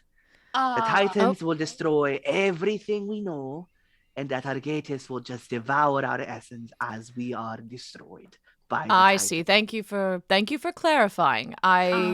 I felt like so much focus, and this is on me. So much of my focus ended up on the mermaid that I lost sight of the Titans. I appreciate your going back. And yes, I believe my companion here has a question. No, I was just gonna say, like, Arsinoe, I know you can take care of yourself, but like, I know you're a pirate and you're not used to dealing with like ladies and stuff because like women on a ship are unlucky. They're not really unlucky. It's just because like you guys are just desperate for poke after a few months at sea and like it gets messy. But like you have to be polite to women. And that was not polite. And if you ever want to date, right, on dry land, that behavior is not acceptable. Oh, don't worry, though. I've taken note of behavior here, and I'll remember. She's going to be king, just so you know. And as you say the word king, the captain of the ship, the actual captain of the ship, walks down from the stairs and she says, "Who dares step on my ship without my permission?" Oh, there's a lady pirate.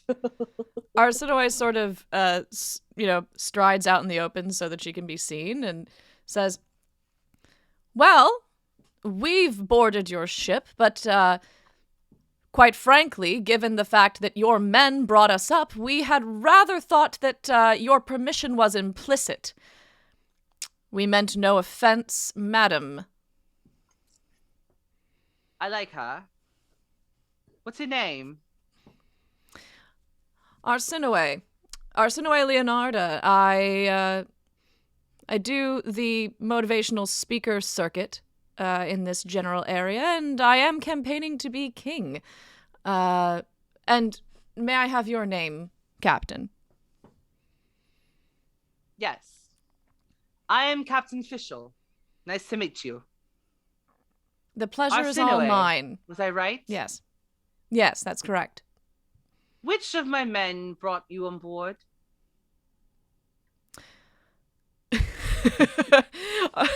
Arsinoe looks at Krishal and is like, as you can see, my traveling companion has indicated which one.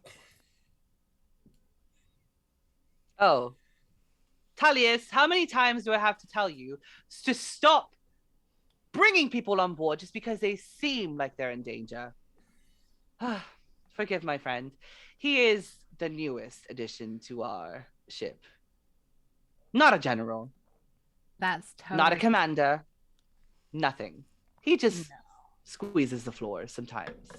Squeezes the floor? Squeegees, I'm sorry. Oh, like if you like I've I'm a had too much realtor, tequila. It's fine. I'm a realtor. If you have a floor you can squeeze, you have a fundamental problem with the foundations of your building. Like if or your boat or whatever. Like if you can squeeze the floor, you've probably got like excessive damp. Oh, we're on a ship. There's probably quite a lot of damp. Oh, and what is your name? Excellent point. Furbolg. Oh, me? Oh, hi, I'm Pax.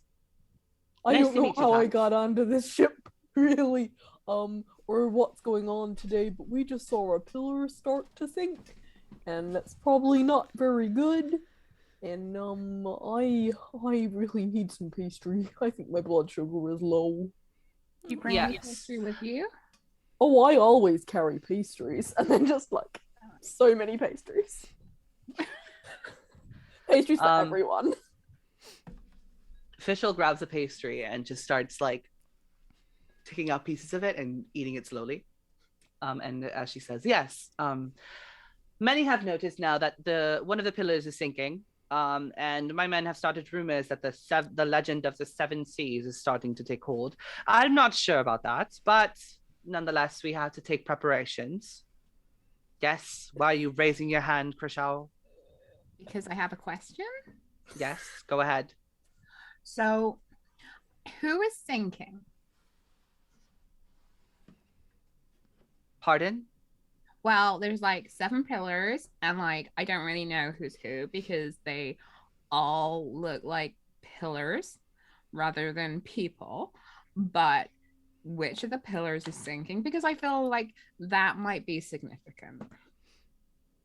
So there are 7 sisters: Tritia, Andrina, Arista, Atlanta, Athena, Aquata, and Antarctica. Tina? Athena, yes. Tina's the fun. Like, I mean, any group, Tina is always the fun one. It's Tina. There's a Tina. Like, there's always a Tina. Atlanta is Never huge in mind. my industry. In the entertainment industry. She's responsible for Tyler Perry having a studio complex that is able to be a bubble for keeping out COVID.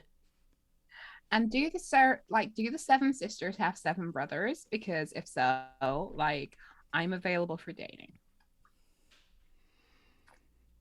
By the gods.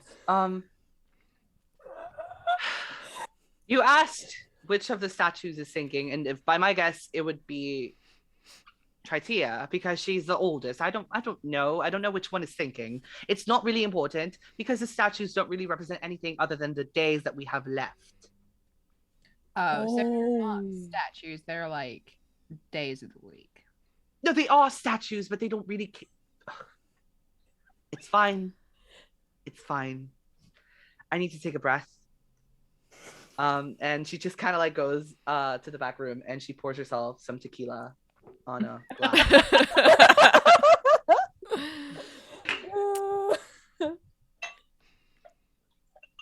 So, are you guys aware of the legend? Yes? Oh, we just learned it. Amazing. Wonderful. What a lot of pirates don't know, because they're not educated, is the fact that this legend has a way of preventing it. Oh. I am also not educated, so I understand that they might have issues. Yes, Krishao. Question. So when we talk about preventing it, are we talking about like The end of the world, yes. covered, as we know like it. beach covered in bodies, like maybe a furbog, maybe an ASMR, like some sort of like really unflattering red lighting, like that kind of thing? Yes, that would come with the apocalypse, yes. Was the And, furbog? In the instance of this apocalypse, who would you say is at the helm? I know that we've talked about the various ways that destruction is going to be laid upon the land and its people, but who oversees it? Would you say this is the work of Ares, the work of Zeus? Who? Well, according to legend, it's Atagatus. She seduces Ares, consumes his essence, and then uses his power to start a war. So really, I see. just needs to get laid. Pardon? Atigatus just needs to get laid, is what you're telling me. I don't. She just I've gets never really. consumed anyone's essence before. Have you? She just gets really Yes. flustered and embarrassed, and she goes, "Oh, I'm failing! Oh!" Captain Trishel just gets really, really embarrassed, and she's like, "Oh my god, oh lord." And she quickly deflects the conversation, and she's like, "Okay, never mind that. According to the other part of the legend, unfortunately, the people who stop this from happening are an Asima, a Genesi, and a Furbolg." Oh, how do we find them? I'd really like the world not to end. Do we need to find them and then they can Captain Fischl just kind of like looks at Arsinoe and says, "I'm sure you're catching up with what I'm saying, right?" I believe I am. I'm simply seeing how that arranges in the various schemas in my mind. I have some plans that I would like to achieve, let's say simultaneously, while the three of us prevent this evil mermaid from swallowing everyone's essence. What have you? Would the two of you be amenable to that? What could mean- possibly be more important than saving the world? Oh, she's going to be king. Yeah, she just can't wait to be king. I can't. If we And- have another Disney fucking reference in this campaign, I swear to God. I'm kidding. You can do whatever you want. I'm loving them. I want- We are the daughters of Triton in my head. So.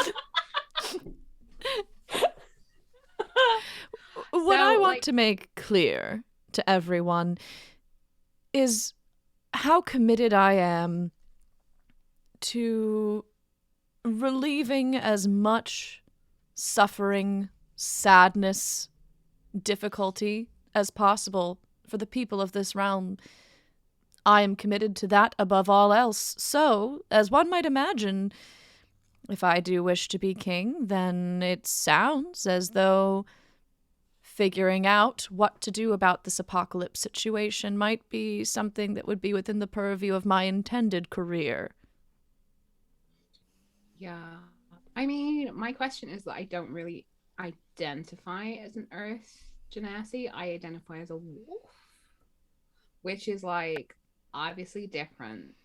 So like, do I need to go and find someone who like identifies as a genasi?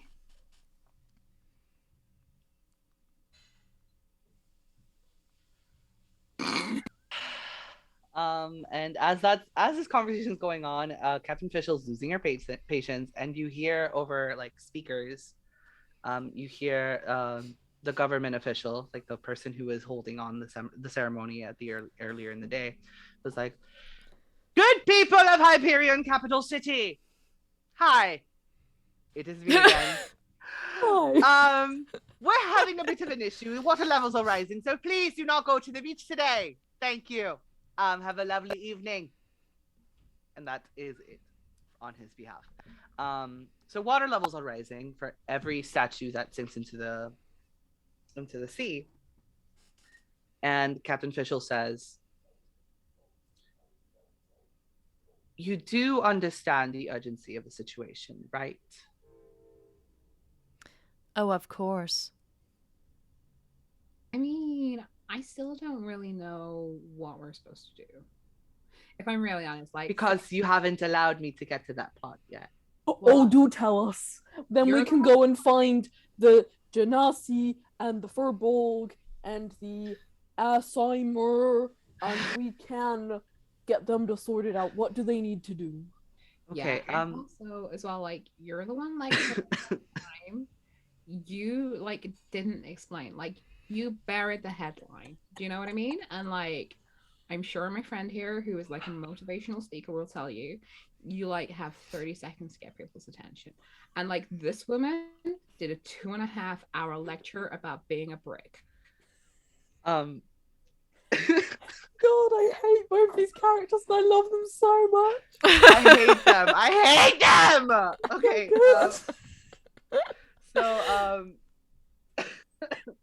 Captain Fischl is just gonna say, "All right.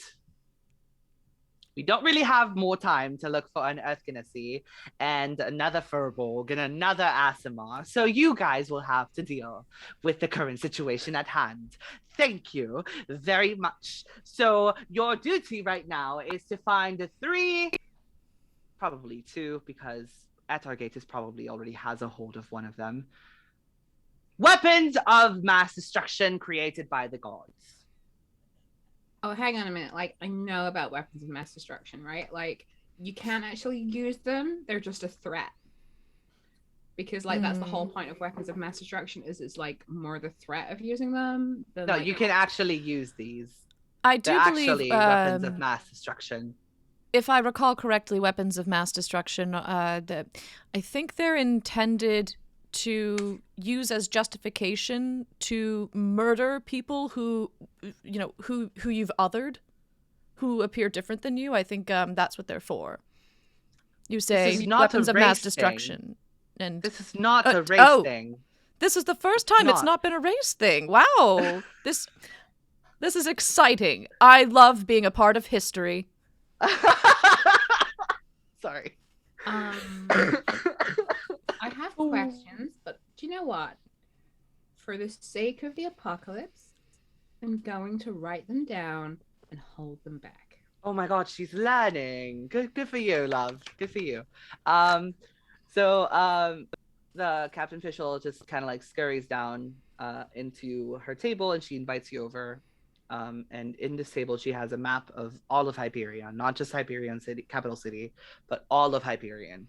And it looks kind of like islands all around this, like it's islands that create a spiral into the middle of the ocean, like, and it's all covered in sea. And in the middle, you see 7 statues again, like 7 little little dots. And with it, it says written in calligraphy, Tartarus. So you know that's where Tartarus is, in the middle of the 7 statues. And as you sit down and talk to her, she says, "All right. So according to legend, there are 3 mythical weapons that you can acquire to prevent the destruction of the world. Nonetheless, because it is already starting, I assume that Atargatis already has one of the weapons. I'm not sure which one, but the weapons are Zeus's bolt." What? Why are you laughing? Well, I mean, we all know what Zeus does with his bolt, right? Captain Yes. Official just kind of like sighs into the map and says, Hades sees Bident. Hades sees what? Bident. Biden? Yeah, it's a trident. Joe Biden. It's a He Yes. used to be a president of this place. Bident. Yeah, with he a was like the T. king There's before a the last there's a king. T. Yeah, we had that There's- like there's chunky a one. T at the end. There's a T. It's a trident, but with 2 instead of 3. It's Yes. like a pitchfork, but With regal only 2 looking. teeth. Yes. It is an uppity pitchfork. Is it attracted to like male and female, but like nothing in between? That's bisexual. Well, like it could be Biden. Also, Like, that's a especially bad if- representation of bisexual culture. Yeah, like And the if you're third not one really would attached be to the teeth of men and the teeth of women, then you would be Biden. Oh, I had a cousin who was that for sure, but that's Oh not my what we're talking God, about. Really? Like that's niche. And the third item that you can acquire is Triton's trident. So I a see, trident, so- a bident, and a bolt. Yes, it's Biden. how many cool. lines? It's bolt 1 line, 1, 2, bident 2 3. lines, trident 3 lines. Yes. Oh, Very good. 3 Very good. lines on a shirt. We should be habitual line steppers, is what I am gathering. Line steppers. Oh my God. Like we used to do like lion dancing in the cave where like this lion Mm. come and they teach us to do like this walkie dance. And like you sort of sometimes you crossed over your legs and sometimes you like kicked a leg out to the side. Is it like that? In Captain a Fischl similar just giving up fashion. who says, yes, exactly like that. Yes. Oh, okay. Mhm. It seems like you're going to need the help to acquire these items, right? Pax has got their hands up. Like do Yes, not- Pax. Yes, Because they're- yes. What would you love? What would you need, dear? I was just wondering if you know which one the evil lady has. Well, considering she's a mermaid, she could either have Trident's trident, or she could have Biden's Zeus's Biden. bolt. No. You dumb wanker. No.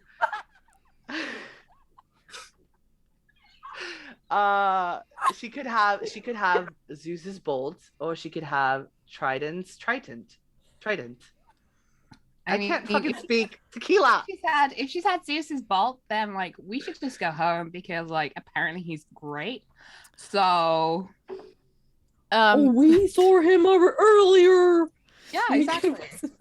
earlier. Admittedly, I am profoundly interested in the idea of Zeus's bolt in the water, how much of it would become electrified and how much of it would render life, well, completely different. I mean, it's probably very much like that time that like someone at college dropped a radio into the hot tub. I would imagine. That was hot. That was hard for like second year college, just out. Yes, it was difficult, I'm sure. I mean, it was fine. Do you I've stopped with the hand up thing. I feel like you were getting over that. Do you know where the Biden, the Trident, the Balloon are?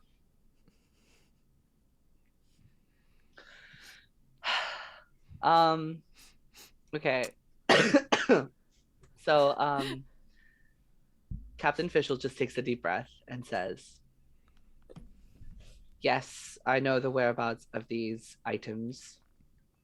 Would you like me and my crew to take you to said items?" Oh, well, there's 3 of us, so we could go get one each. I mean, I'm not sure. Well, I have 1 ship. I don't have 3, unfortunately. So this will have to wait, and we should acquire at least, 1 at a day. Yeah, 1 each day, if we're making good time. If you look at this map, like there's islands in the stream, and that's what we are. No one in between? No, there's no one in between. How can we be wrong? If we're too slow, who knows, there might be. I'm so tired. Will you sail away with me? I mean, that's literally what we're talking about now, Pax, is like sailing away. To another world? Yeah. I mean, basically, yeah. We'll have to rely on each other. Yeah. I mean, but yeah.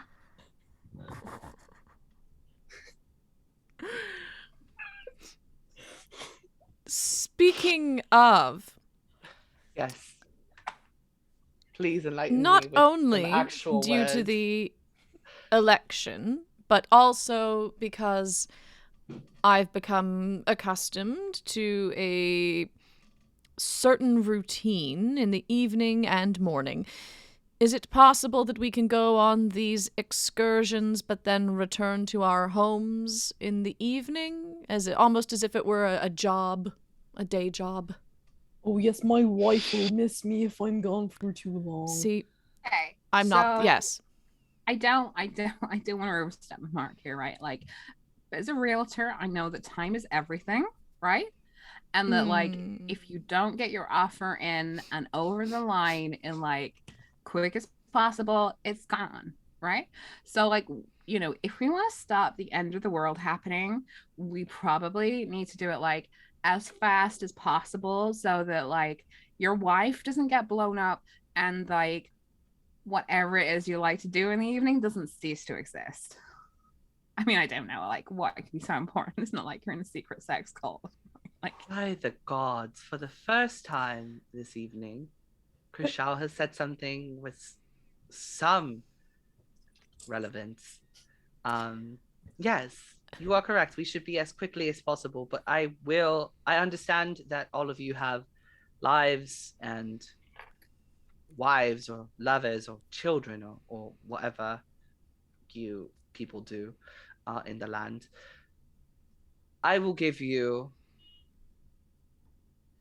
24 hours at most. We can't push it further than that because otherwise it's going to leave a mark permanently on Hyperion, capital city. Well, I can just send a message to my wife if we have to go right now. I mean, she'll I understand. Don't really have my mom and the wolf pack, so I don't even call my mom. Like I usually call her Deborah. But Captain like, Fischl turns to Arsinoe and says, these 24 hours are for you. Because I understand that you have your own agenda. Well, as the refrain seems to go, I just can't wait to be king. I can send some text messages out to the relevant people to make sure that everything that must be accomplished in my absence is accomplished. And if it sets... Ooh, sorry, I just heard a noise. Oh, it was a follow from Gainer. Hi. Hi. And if it sets everyone's minds at ease, I am not in a sex cult. Oh, we don't judge. We're not gonna yuck your yum. We're very progressive in Hyperion. Oh, Yeah, no. I, believe you me, if I were in one, I would be quite proud of it. But I am even prouder to say that is not what my social position looks like Okay, in my so network. let me put a call into my marketer and like I'll ask them to like switch out. Like there's the plane, there's the blimp, there's the sandwich boards, there's like the park benches. I'll ask them to switch them out. And then I mean that's basically your campaign done. Oh my. Thank you. That's very kind. There's one little issue, though. They specified within the announcement that if you are not present, you cannot be elected king or queen. And Arsinoe immediately goes, okay, excellent. Well, 24 hours, I will be in town. You all can come fetch me after that, once the election is over. Thank you. Amazing. So now we're going to as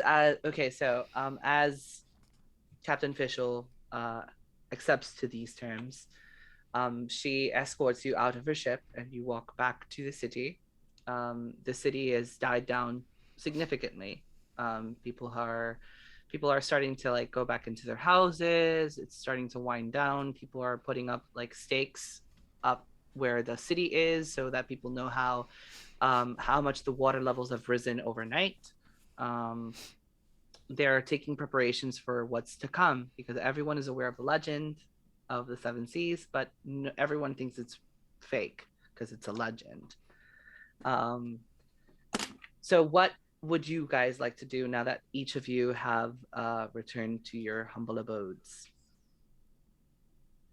I'm going to use bags of flour, like sandbags, and put them up against the bottoms of all the doors, to try and keep the water out, if in case it floods. And then I'm gonna tell my wife all about what we have to do and how I have to go away for a little while, but I'll be back, and hopefully everything will be fine. And then we'll just like snuggle on down for the night and tell each other about our days like we always do. As you tell your wife that you have to go save the world, quite literally, Isadora turns to you and she says, there's something that I've been wanting to tell you. I'm late. But it's our usual bedtime. No, lovely. My period, it's not here. I think. Did it work? Did the wizard work? Did the wizard give us a... Isadora just kind of like chuckles and says, "Yes, love. I think it finally worked. I think I'm pregnant." And judging by the size of this thing, I think it might be twins. Oh, they do say that twins run in my family. Isadora's eyes just water and she says, "Please come back." Oh, I will. You betcha. And I give her a big old kiss and a big old kiss. stroke her belly as we fall asleep. And we cut to Krishal, who has been making preparations of her own. So Chriselle has climbed onto the roof of her condo, and she she basically is howling. And what the howling is like her message home to the wolf pack. And it's like communicated through like, you know that scene in 101 Dalmatians where the dogs like all communicate through each other? So like she howls and then like other dogs howl and then like it carries on eventually until like it hits the wolf pack who are like quite a long way away. So there's a little bit of Chinese whispers. So what she intends to say is like, I'm okay. Like I closed that 1.4 million gold piece deal. Like super chuffed. Going off to save the world, might be offline for a little bit.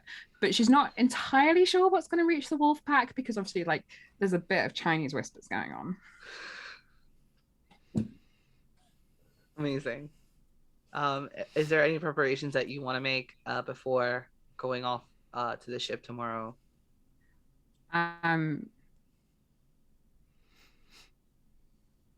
Chriselle remembers last thing and she rings up her publicist and she's like, oh my God. So like, I've just remembered, I promised a friend of mine that you would like swap out their face for mine. So like if you could do a bit of prestidigitation and if you could like transpose, like she's super cool. Like you would absolutely love her. Her name is Arsinoe Leonardo, right? And she's running for king. So if you could just like change all of my like publicity to Arsinoe Leonardo for king and like put up her face. You can find it on the internet. Like she is this great public speaker. Like she really brings bricks to life in a way that no one else could. So like just like get her name out there, right? And I'll just pay for it. You know me, you know I'm good for it. Oh yeah, and I'm gonna be away for a few days, but like nothing to worry about, just taking a bit of a break. You get a message back saying like, okay, girly, I'll deal with this. No worries. Super easy. I know who Arsinoe is. We went to high school together. Lovely. Bye. Bye. Love you. Kiss, kiss. We cut to Arsinoe. What is Arsinoe doing before the election and saving the world tomorrow? Arsinoe gets, back to her home, and there is, a decent size, like, group of people, and she sort of communicates to them all, like, I know the time is upon us. Please, first, in order to make sure that everything happens according to plan, we must work to get me elected king. After that, spread the good news. Let everyone know that the end of suffering has come. And she just starts hugging everyone and sort of like looking them really intensely in the eyes and being like, I see you, and I am so glad that you are on your way to your reward.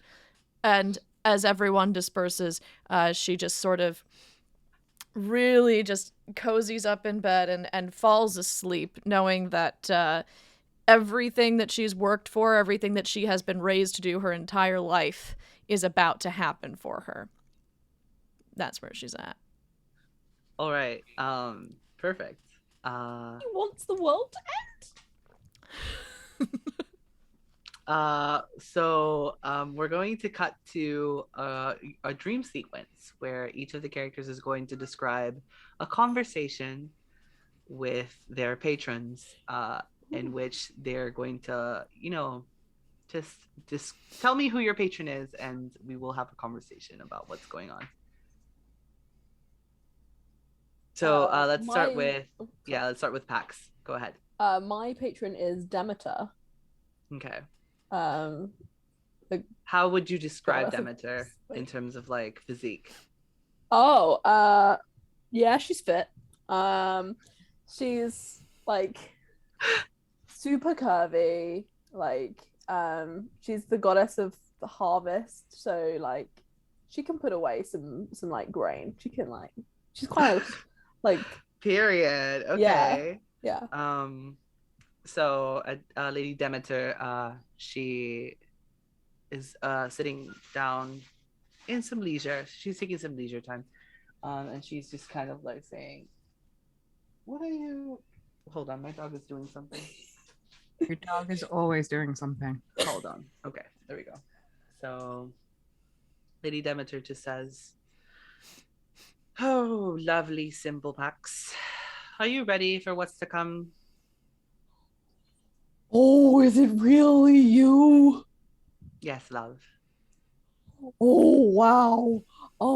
Well, I'd just like to say thank you for all of the wheat and it's been a really nice harvest this year and thank you very much. Yeah, don't mention it. I'll make sure that your wife has the proper tools to take care of the shop while you're gone. I'll I definitely was get my sister in to help. I don't want her doing too much hard labor, see? Yeah, I can reach out to her. Don't worry. How are you feeling regarding the whole autarky situation that's going on right now? Oh, well, I hadn't really thought about that. I was mainly thinking about the fact that I'm gonna be a mom. Oh, Yeah, congratulations. I guess I've also gotta save the world now for my babies. Yeah, I don't know what to do. Can you help me? I'll be with you every step of the way. Don't Oh. worry. My brother's a bit of an idiot, but I can handle Ares. Don't worry. I Oh, got you. you need to make sure he doesn't. He can't be allowed to lade. I think she said she can't. He can't be allowed to lade the evil mermaid. Yes, I'm aware of how the legend goes. Don't worry. Oh, thank you. Lady Demeter just smiles and she waves as she turns into pollen dust and she disperses into like this beautiful cloud of Pax sneezes. lovely. We cut to Krishal and her dream sequence. So Krishal's deity is Saturn, and like so Saturn is like Paul Newman with like a really big beard and like a scythe and a timer. And as we fade into this communication, he's eating a lot of babies. Okay. He's like, I forgot about the Goya painting. Damn it. Why is he eating babies? Oh, you know what? I'm gonna put on my glasses for this because I'm gonna show the stream exactly what we're talking about. Ooh. Francisco Goya, motherfucker. All right. Period. We're looking at some art. Yeah, We're looking at some art. Yes. You got very cultured all of a sudden. Beautiful Hispanic babies. If you Google Saturn eating babies, there is so much out there. Not to worry. I'm just sorry. No, there's the one I was thinking of, but there are apparently a vast quantity of people doing their own take on it, which I also love and am here for. There's a great one of like a guy with a grey beard who's like basically dislocated his mouth. He was like, and it's just like forcing a baby in. Like, guys, I'm not saying Google Saturn eating babies, but if you want to like do. Okay, I'm going to put the painting on the screen over my own face. There is a little bit of blood and a little bit of butt. So if either of those things upset you, trigger warning. Ass. Okay, there it is. That is Goya's Saturn devouring his son. Oh God. Yeah, he's basically like, so in the wolf pack, like every so often someone will eat a baby and you'll be like, oh really? But also, okay, I get it. Yeah. So you cut to Saturn and he's just kind of like, what's up, Doc? Hey, you got something in your teeth. Thank ya. You're welcome. Are you feeling comfortable with what's going on right now? I mean, like, I'm really happy that we've gone into escrow on 3 properties, but at the same time, like, I'm concerned that some of them are below the water table, and like, I don't want to be responsible for them, like, being water houses. Do you know what I mean? Because they bought like above ground houses, and so I'm really concerned about like what happens if the water rises and the houses go underwater. Will people still want to buy them? Do you know what I mean? Like, because like real estate is really hard in Hyperion, and like it's really hard to get yourself on the ladder, but like, does not being able to breathe in your house affect property prices? Saturn just kind of giggles and says, "Don't worry about it. I'll just talk to my son. If he doesn't clean up his mess, I'll eat him." Oh my god, that's like such a good idea. Just to be clear, which son? Because you have many sons. What's his name? I have so many. The one in charge of the seas or whatever. Trident? Yeah, no. That's my grandson.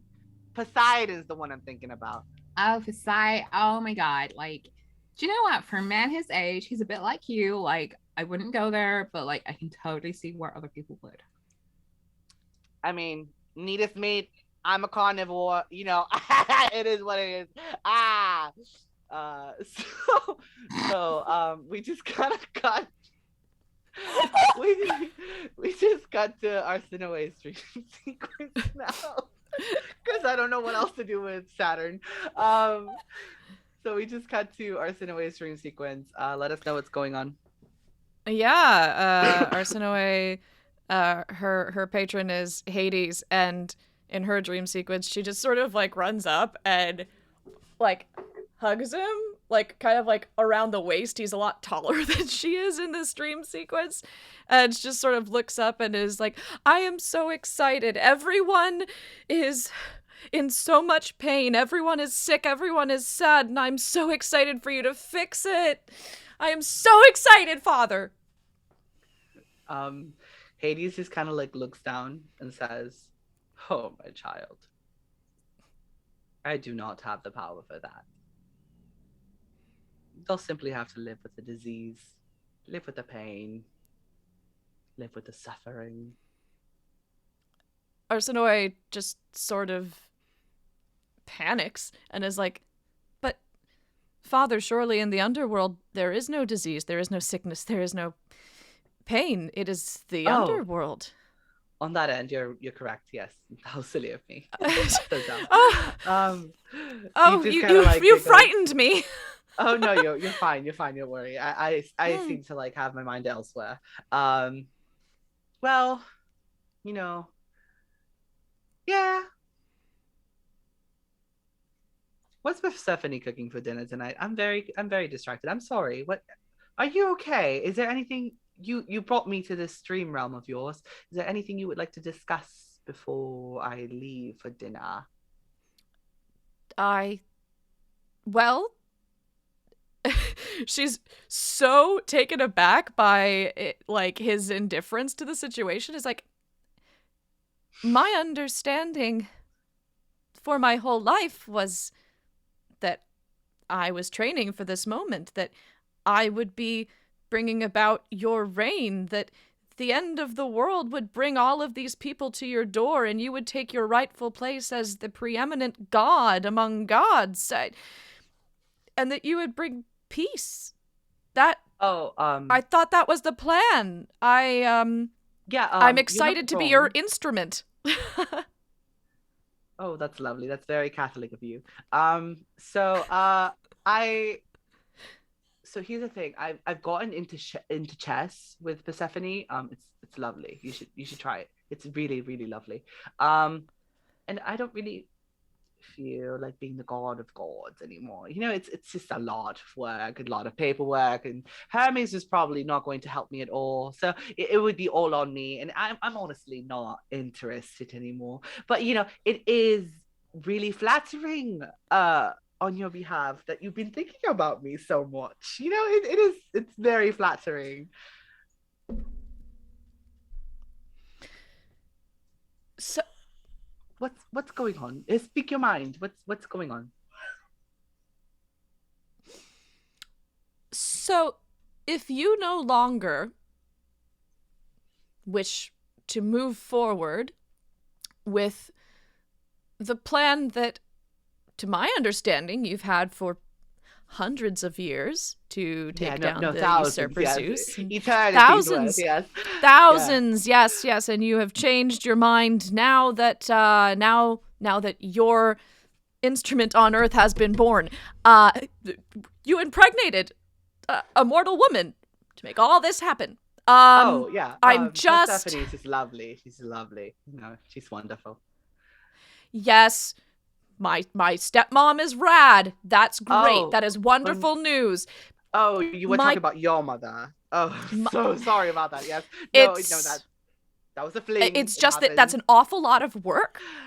And quite a lot is wrong. And also, the apocalypse has already started. So where I'm a little concerned, where I'm a little confused, is who should take over then? What ought to be happening if we would rather play chess with our awesome new wife? Understandable, but the world kind of needs to be addressed. Do you understand how I'm a little confused? Yeah, no, I understand what you're saying, yes, love.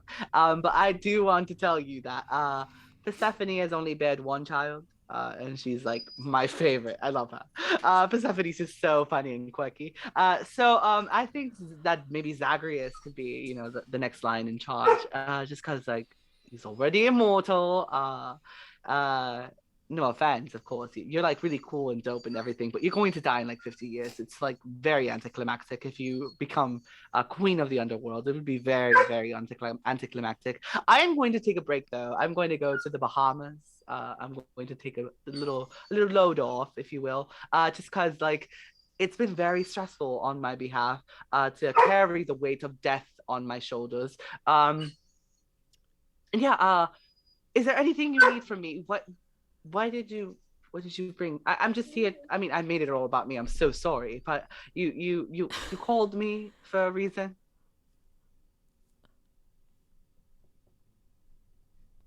I am at a loss. Wow. Zachary. Could I talk to Zachary? Does Zachary Zagreus. have a plan for all of the Zagreus. death that is going to be occurring? If you leave, what? Do dead people just sort of float about? So here's the thing.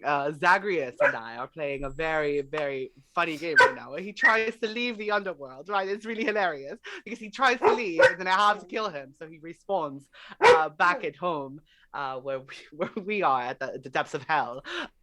So I have to kill him every like 2 weeks or so. And then he comes in tune and he's like, oh, hi, father. And I'm like, hi, kid. How are you doing? Did you have your protein for today? And then he just doesn't comply.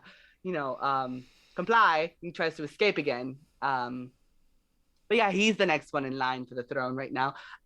So I don't have a lot of possible candidates. Maybe I'll consider you if you do a good job with this whole apocalypse situation. I don't want the world to end just yet. I want to go to the Bahamas. I want to have a load off. I'm sorry. Just rescue the world, I guess. Is that what you needed to hear? I'm so sorry. I just don't know how to have kids. I've been a single parent for so long. I just don't know how to do this whole marriage situation thing where I have kids and then I have another kid outside of wedlock and I'm labeled as a slut like my brother Zeus. I just don't know. I don't know. Well, Zeus doesn't necessarily go about things as ethically as you do, Father. No, you're correct. Oh my God, I pride myself on my ethics. Oh Lord. But yeah, no, yes.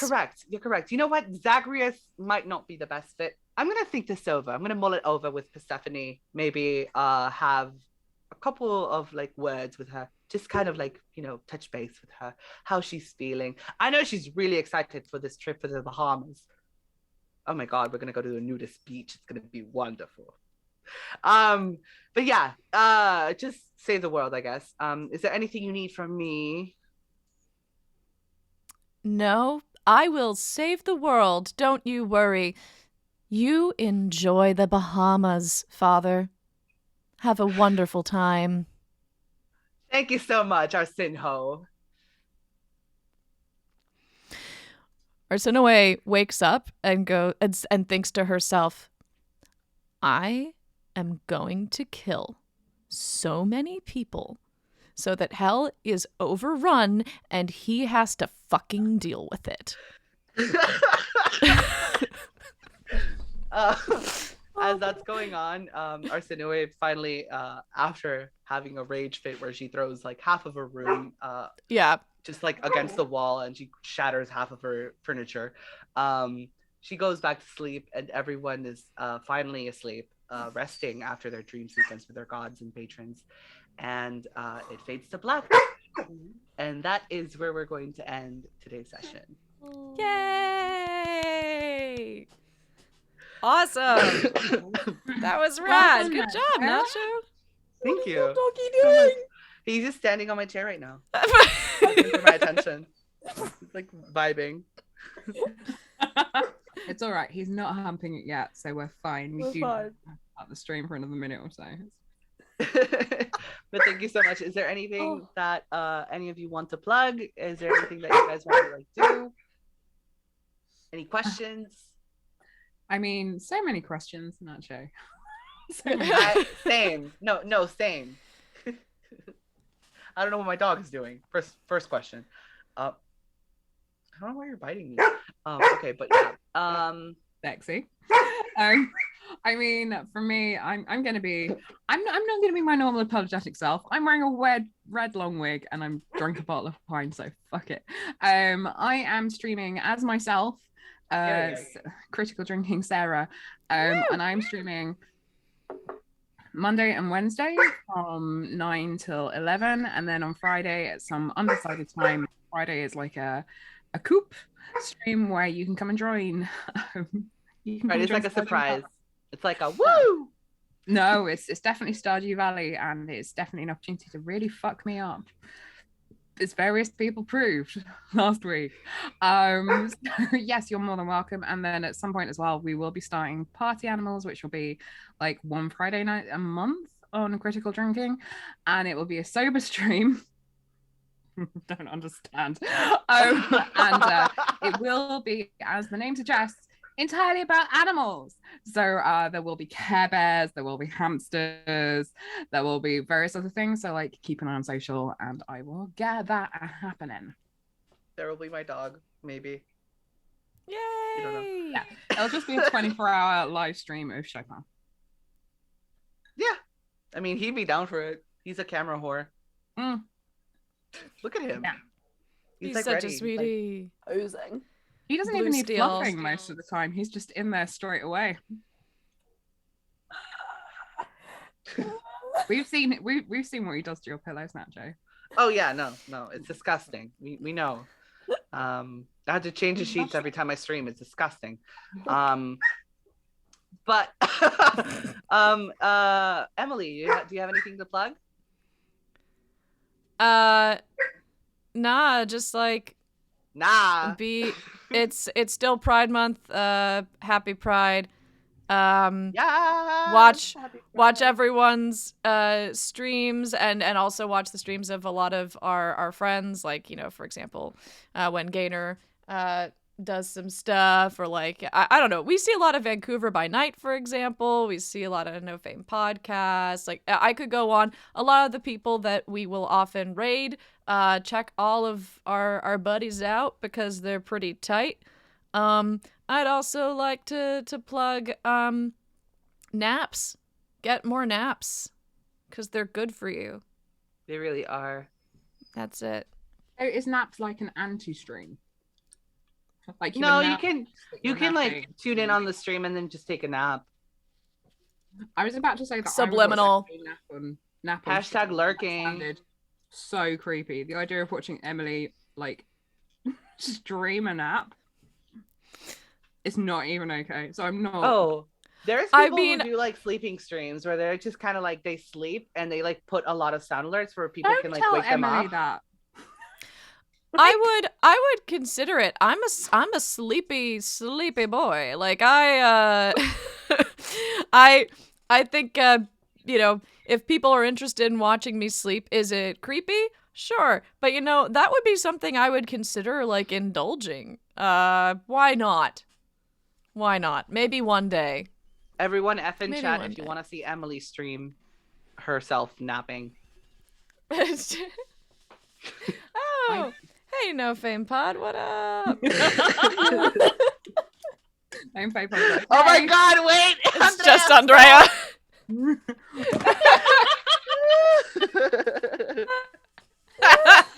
We've broken Andrea.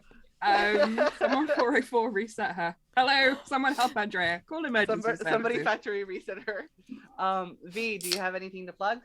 I also have my own Twitch channel, but like, who knows if I'm ever gonna actually do anything on it because my internet is rubbish and my laptop doesn't really like holding up with OBS. But sometimes I go and annoy Sarah on Fridays. And I did the little pictures of our characters on the thing, and no one has Oh, that acknowledged is it yet. And I want Yes. everyone to Oh, tell me they're that I'm great. good. I was You gonna are say that. fucking amazing. I was Emily, gonna say it They're just now. wonderful. And Emily, so like as well, like this is context. Emily has done some fan art for my like solo stream that is so good.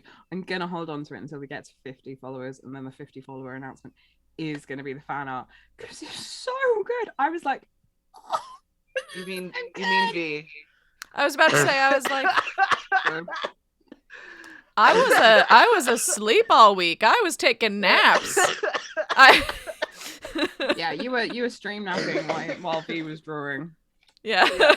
V is a wonderful artist, and if you don't follow them on Yes. Twitch, you should follow them, and you should follow their Twitter. Absolutely. Because they post a lot of content that is like really fucking good. Yeah. And they And created A, fan art for I need Sarah. to step up my game. No, My content is not that good. It I is will really fucking work good. Stop harder. lying to yourself. No, you're lying to yourself. No. Like Um, without V and A, we would be nothing to look up. Like V being V and A being Andrea, who is watching this as Coco Fernie. Mm.